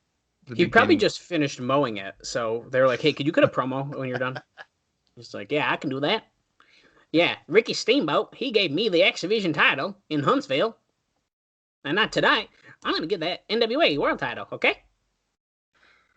What if AJ Styles was still a landscaper? Good for him. This has got to be. He looks like he's in a boy band. He's about to break out in song right now. What if he was part of 3 Count and not Shannon Moore? Holy shit, dude. Would that have killed his career? I think he could have came back from it, because I would say that like Shane Helms did. Yeah, I mean, I guess Drew McIntyre came back from. Yes. So. And if you can come back from 3MB, dude, even Jinder Mahal did, really. I don't like him really still, but he came back from it. He won the title. That's true. Yeah. They weren't phenomenal like me. Phenomenal AJ Styles. No. Look at here's me landing on everyone's face with the with my finisher. The what was this t-shirt? Not the X-Files, it was what? Shit, what did it say? The AJ Files. The X Styles. X Styles, that's right. That's a good shirt. I like that. Tag team champion, done it. X Division champion, twice. Landscaper, lawnmower, all day long, baby. Do you need your weeds cut in your backyard? I can do that for you too. Yeah, I'm thinking about getting into shoveling. You like my 2 earrings? Well, that's phenomenal. Phenomenal. Here we freaking go.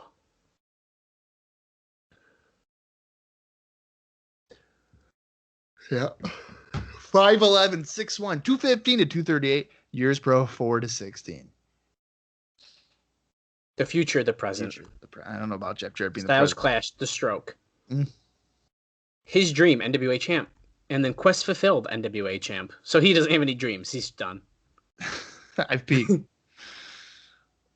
Oh, here we go. AJ Styles getting his theme music. Now, he should be accompanied by Larry Sabisco, right? He is his manager. He should be. I don't see him. I don't see him either. Sabisco's not even on the nameplate. Okay, he might be out here alone tonight. They've already dropped the Sabisco manager storyline, probably. Well, no. Zabisco was talking backstage about him, so it's still an association. Yeah, but he should be at ringside. He's the manager. Look, he's like, I'm awesome. I am awesome. No, I'm phenomenal. There you go. Jeff Jarrett's going to get the superstar hero fucking welcome. Oh, yeah. Well, Styles wasn't bad, but they just turned off all the lights for Jarrett. Yeah. And now you get the flashing and the stuff like that. So he definitely gets a better entrance, but Styles wasn't bad. Yeah, but this is just excessive. Okay, so we got to make bets right now, right? Who's walking out with the title? I would say it's too early to put it on AJ.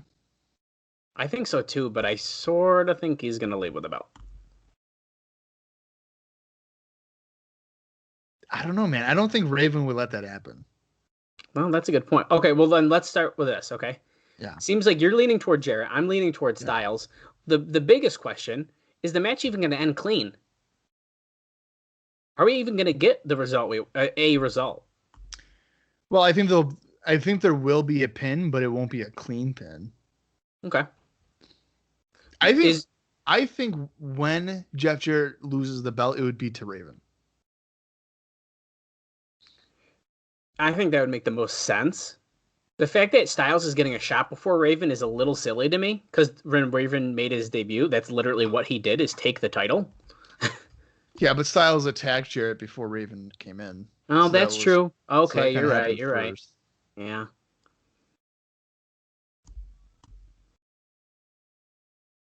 Oh, Wow. Rudy Charles is our referee, so we're gonna get some fucked up finish. We know that. Just kidding. I think it's mostly Andrew Thomas who fucks us, but whatever. Well, Rudy Charles was the one that was frozen on the double pin for about 4 seconds with his arm in the air, waiting for Slash to get out of the tree of woe. So okay, so he's gonna screw us tonight. We're in trouble. Was Rudy Charles the referee when for that last man standing match when Roman Reigns was handcuffed and they couldn't get him out in time? He was at 5. I don't know, dude, but that would have been so funny. That was so funny. The one pay-per-view I watched, and they're just like, don't fucking count, man. He's stuck. Okay. We paid attention. Yeah, that was weird, huh? And then they did all that crazy shit in that match, and then they ended it in such a bullshit way. Dude. But anyways, hopefully this match doesn't end in a bullshit way. Now, did Jarrett actually get back the NWA title last week? Because why is it around his waist? I don't remember how we ended off with the title, to be honest. That's a good question, too. You're giving TNA a lot of credit for thinking they would know continuation. Well, sometimes they do. Not often, but Jeff is my heart. Yes, well, I care about Jeff He Jarrett, literally too. gave Jerry Lynn the X Division #1 contendership, and he didn't get a title shot. That's not the first time that's happened, though. So to close out last week's episode, AJ Styles hit the Styles Clash on Jarrett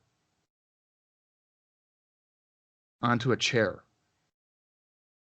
So I don't know if while he was unconscious, he was able to somehow get his belt back. Oh, okay, fine then. As long as someone didn't hold up the belt and like actually leave with it, I won't be mad.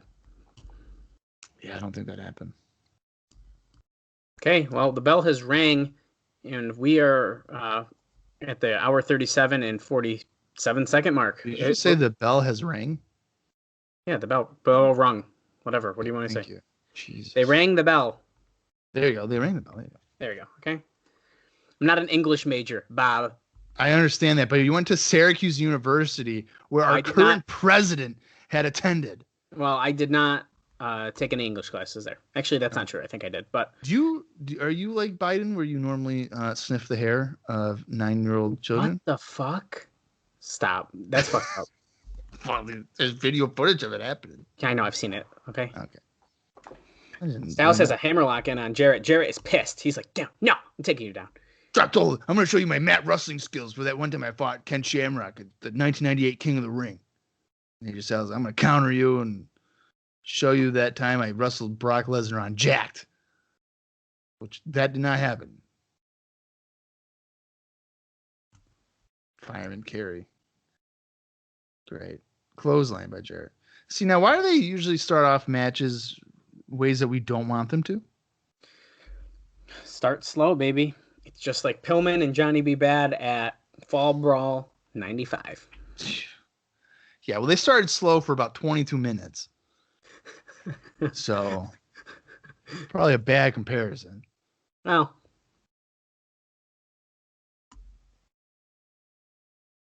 Oh, Styles with a kick to the gut. Right hand. Jarrett selling for an X Division wrestler. Leapfrog. Another leapfrog. Drops out. So here's a question for you, Dallas. Yeah. So AJ Styles, X Division wrestler, he just spin kicks Jarrett very nicely there. Now he's clearly being elevated into the main event scene. Now AJ Styles, as you'll remember, back in October, lost to Amazing Red. So my question, could you see Amazing Red in this type of spot? No. Okay. I cannot. And there's a flaw in your booking philosophies. However, back in October, if that's when it happened, Styles wasn't attacking Jarrett for the belt. So He already No. elevated himself separately. So now if he'd lost to him after he already attacked Jarrett, now I see the problem. Yeah, but he has lost to him. Yes, he has. Now he's challenging for the NWA World Championship. Dropkick by Jarrett. I could see Amazing Red fighting Jeff Jarrett. I guess I could see him doing it, but it wouldn't get very far, I would say. It'll be like a 2-minute match on, Impact. An explosion, and no, we'll never see it. I don't know why they don't fucking. Holy shit! Hey, Jeff Jarrett. Jeff Jarrett just did a crossbody to the outside of the ring. I did not expect that. Slingshot crossbody. Jarrett should grab a microphone and be like, I used to be on a show with cruiserweights. I know what I'm doing. He did not look thrilled to do that. No. Hey, Keith Mitchell, show us that in the truck. He Styles sends into the Styles guardrail. flipping into the railing. Jarrett's smart. He's rolls into the ring to not get counted out. But if I had to guess, they're probably going to end up outside the ring for more than 10 seconds. Yeah, for sure. Oh, Styles sending Jarrett chest first into the guardrail. Careful, there's the queen in the front there with her crown. You gotta be careful. Yeah, I'm not a fan of women with crowns. What? Well, because you're going to roll your eyes and be like, what the fuck? But Sarah and I have been watching The Bachelor, and it already starts. There was a woman on there named Queen Victoria, and her job description was literally queen. Oh, okay. Well, I can see why you wouldn't like that then. Yeah, but Styles, she wasn't a queen. Styles is a standing swanton to Jarrett. Gets a 2 count with a cover here. Yeah, and then there was news that she had stolen stuff from like a Publix in Florida. So it's like, okay. Styles hooking Jarrett for a suplex, but Jarrett weighs too much. Yeah, you can't pick him up. He went to catering before. You got him over. Styles with cover, 2 count. See, now if I was Jarrett, I would just rip his earrings out, choke him out with his necklace, and retain the title. Absolutely. I think that makes sense. I remember the first, I think it was Bobby Heenan. He was watching Konnan wrestle, and he was like, why does he wear earrings? And Shivani was like, well, it's a fashion thing. And then Heenan was like, I don't know how fashionable it'd be if I just ripped his earlobe off. I mean, it's a good point. It's a very valid point. Styles with a clothesline. He's proud of himself. Munching on some spearmint gum, probably. Well, it's got to be spearmint because he's wearing green tights, so he's got to stay in brand. Right. If you were a wrestler, what gum would you chew if you did that? I think spearmint would actually be a good option.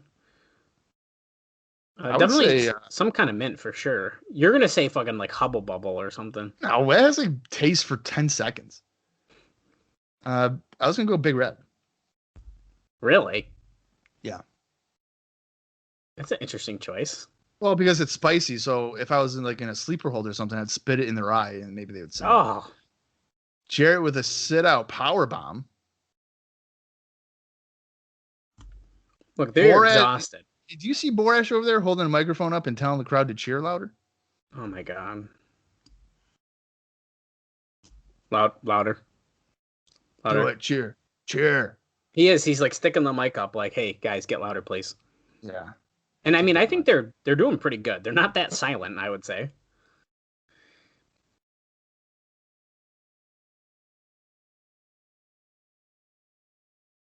Oh, that's right. Don West noting that if AJ Styles were to win, he'd be the only Triple Crown champion. Grand Slam champion, really. And the only other person I think who could do that at this point would be Jerry Lynn. Yeah. Gutbuster by Jeff Jarrett. I'll be right back, Dallas. Keep it on with the action. Okay, so Jeff Jarrett here is picking up Styles nice and slow, just like we like it. Giving him a jab as Styles falls back into the corner. Whipping Styles into the other turnbuckle, going back, but Styles gets a boot up. Hey, Larry Zbyszko out here ringside, finally. Took him long enough. Styles is going for a tornado DDT, but nope, Jarrett kind of turns him back around, sets him up on the turnbuckle. As Jarrett climbs to the second rope where Styles is. But Zbyszko grabbing the foot of Jarrett, so he can't do it. So Styles is able to break out of the pin, or the suplex there. As he goes for a sunset flip, Jarrett with double arms up. So Zbyszko is out here helping AJ Styles. Maybe he found something out. Maybe he didn't.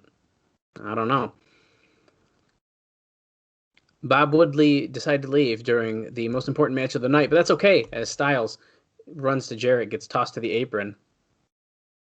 Hit to the gut by Jarrett. Jarrett going for a suplex back into the ring. And then Zbyszko grabbing the foot of Jarrett. So Styles is able to go for a cover.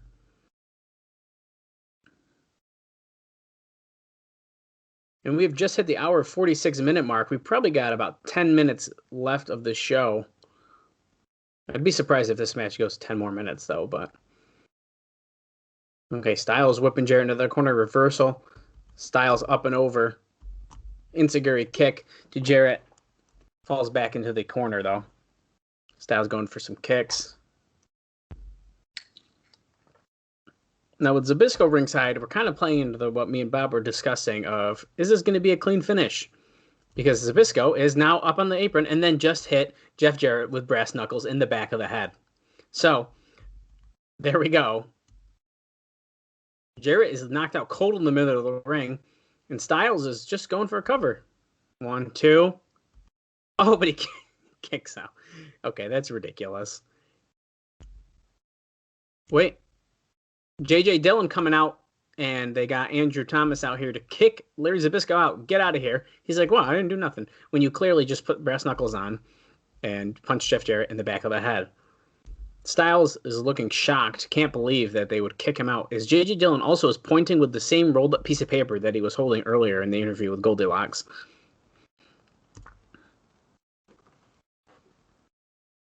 Okay, so Styles kind of doesn't know what to do because Jarrett's still knocked out even though he just kicked out of a pin. Calling for a figure 4 leg lock here. And Jarrett going for a cover. Styles kicks out though. Oh, Styles kicked him wicked hard. You hear the slap. Irish whip, Jarrett reverses. Styles second rope springboard. Oh, he kind of was going for almost like a crossbody, but ended up kind of turning it around into a sleeper hold. As Tenay says, he's used this move so often in his years, as he does it in every single match that he wrestles in.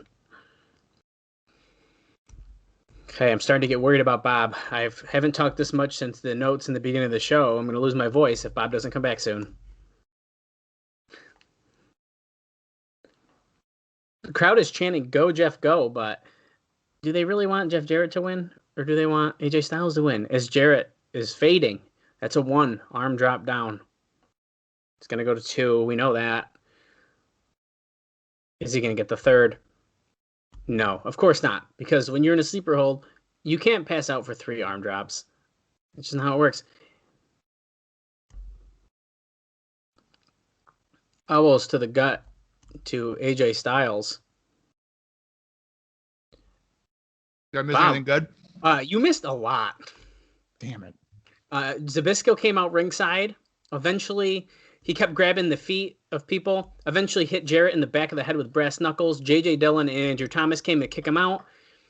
And now we're back in the action as Jarrett hits the stroke, but the referee was just knocked out moments ago. You know, it figures it's just my luck that my stomach has to drop in the main event and not during a Mike Sanders match. Oh, I was like, Bob would leave during the most important match of the night. Fucking bullshit.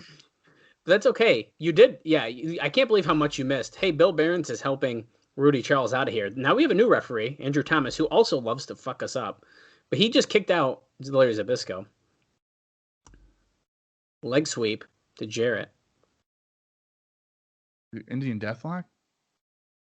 Oh, the submission that Styles does. That looks brutal. I thought Jarrett just tapped out, but he didn't. No. I'm not surprised that Zbyszko and all those guys came out. Yeah. And the ref kind of warned him because he saw him grab the feet of Jarrett at one point, and then another time he swept the leg, so Styles fell on him with a suplex to get a pin, but it didn't work. Right. The brass knuckle shot, Jarrett was knocked out literally cold. kicked out of a pin, and then was still laid out like he was knocked out cold. So it was just instincts that he kicked out. Yes, I guess so. Monkey flip to Jesus. Styles into the referee. And Andrew Okay. Thomas is dead. Oh, fuck. Harris brothers about to hit Jarrett though. H-bomb. Yep. That looked, for the Harris brothers, that looked pretty good. No, that wasn't bad. Oh, it's Vader again. Oh. He didn't. He almost slid into the ring, but instead he hopped out. And now, yeah, here's Dusty, and they're fighting off the Harris brothers. Remember, these guys are all having a tag team match next week. Yeah, I think who's in the ring? I don't know. They both have shirts on now. That might be Ron in the ring. Yes, that's Ron in the ring. Don is with Dusty. Ron is with Vader. Vader is not wearing his t-shirt anymore. However, the underwear part of his tights are not where they're supposed to be, I think, because they're cutting off the red bar on the side. So it looks really weird, but yeah, that's fine. I'm waiting for Russo to come back with somebody. It's just, this is definitely leading into that, right? Yes, it is. Andrew Thomas is back up, though. Styles is going for a cover.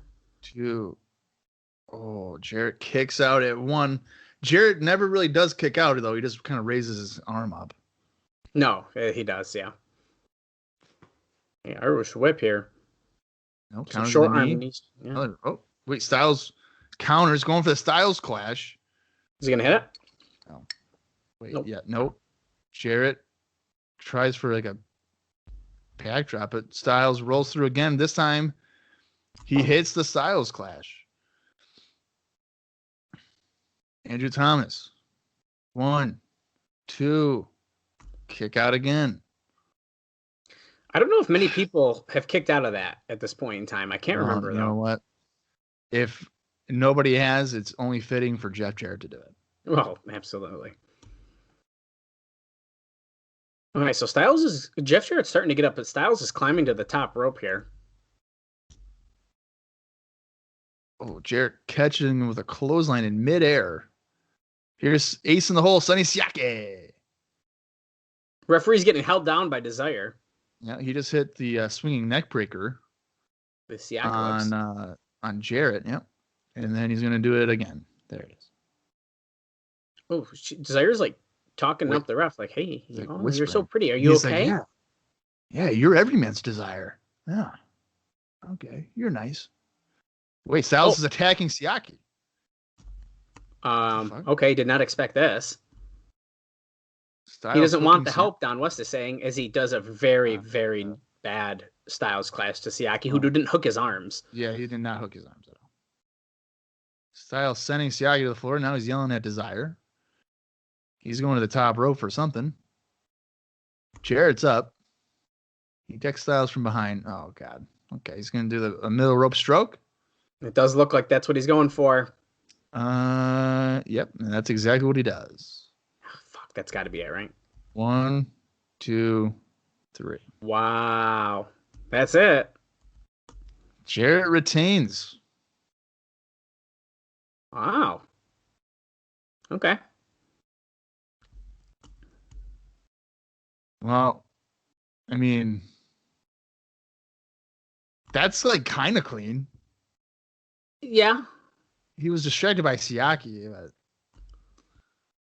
Yeah, so that is kind of tough, though. I mean, if a distraction counts as that's still clean, then wait, we're outside in a car, for instance, or so. Jeff, buddy, friend, this thing between you and I.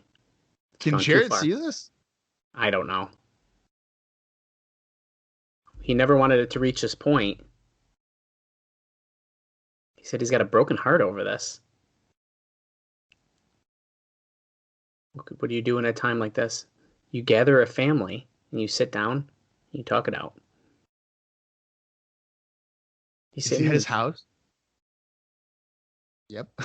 Holy shit, he's at Jeff Jarrett's house. Yeah. He's going to sit down with Jill and the kids are going to see Uncle Vince. Oh. And he's got some talking to do. Oh. Oh, okay. And that's it. All right. The runtime for that was 1 hour, 54 minutes, and 58 seconds. That's one of the longer running shows here. Yeah, it was. Okay. Interesting. I kind of like the way we ended that because it wasn't just a brawl and going off the air, so that was kind of fun. Something different. Yeah. And like, are we going to see what happens at Jeff Jarrett's house next week? I hope so. I would imagine. Yeah, I hope we see something. What there. if it's like similar to the Triple H Randy Orton? Mm-hmm. When Triple H went to Orton's house and they threw him through his window or whatever. That's kind of fun. Yeah, that was fun. Okay, so I guess let's start with this. All around, what did you think of the show? Like thumbs up, thumbs down. Where are we feeling for this one? There's a lot that went on, but there's also a lot of downtime, I feel like. Yeah, so I would say that's a good question. Action-wise, I would like Kash in London was good. Mm-hmm. The tag match with Corino and Sandman against Low-Key Raven was all right. Yeah, I thought it was fun. Yeah, I know I missed a little bit of Jarrett Styles, but that seemed like it was good. I was satisfied with that as a main event match for the title. Yeah, I think it's important that there was a pin. Yep, I agree, and I was kind of worried. I didn't know if we were going to get one. Yeah. I would say, I mean, it's kind of cool that like Vader showed up too. That's kind of... Yeah, that's cool. I would say this feels like it would be an average show, but if I had to tilt, I'd say upwards. So you're like middle, kind of tilting up. Yeah. Yeah, I would say I'm probably the same with you. I think if we kind of cut down on all of the packages and kind of like did a little bit more, I'd probably say, you know what, I could give this one a thumbs up. But in general, those three matches were good. And I think out of everything on the show, that was the highlights. But unfortunately, I think the rest of it didn't really live up to last week. We would say last week, all around, really great show. This one, it had too many dips for me. I completely agree with the video packages. The one that started off with 5 minutes worth was fine, but then you do 2 or 3 more that are 3.5 minutes long. It's just a little excessive. If it was a TV show and not a weekly pay-per-view, I'd probably not give them so much shit for it. Yep. But knowing the context of that, we're spending $10 on these shows. I think that's a little tough to justify. Yeah, I agree with that. And I think, I don't know. Those are tough. I didn't mind the one in the beginning. And I think if you left it at that, I think what they were going for is like, oh, look how much this means to both of these guys and stuff. And they're really trying to get that, once again, that big fight feel, which we had, I think, when they made the match anyways. They were even trying to push it a little bit further. But nonetheless, not a bad show. Cool surprises with Vader. I'm shocked that Vince Russo didn't just bring someone else back, but I'm satisfied with what he did. I think going to his Jarrett's house, I think that's cool. Yeah. I was expecting somebody to come out. Yeah, me too. But well, I'm curious to see how it's going to play out at his house next week. Yeah, absolutely. It's a good tease. And I think going into next week's show, we know one match, and that's it. And that is Dusty Rhodes teaming with Vader, which is a very odd tag team, facing off against the Harris Brothers. Yep. Which is probably not going to be good. No, it's probably not going to be good, but it's that like as a fan, it's like, oh, I might need to check that out. That kind of interesting. But the Harris Brothers are not good, and unfortunately, Dusty Rhodes in 2003, as well as Vader, aren't going to be doing nothing spectacular. So we'll see how the show goes, though, nonetheless. Yeah, I'm looking forward to it. My stomach is twisting and turning. I don't know why, so this sucks. So hopefully, Dallas, you have nothing else because TNA has ravaged my stomach this week. Yeah, well, if that's any indication, I think it's time to send us home, Bob. I don't think there's really much else to say, though, honestly, either. So yeah. If there is anything, we'll be sure to include it next week when my stomach isn't in shambles.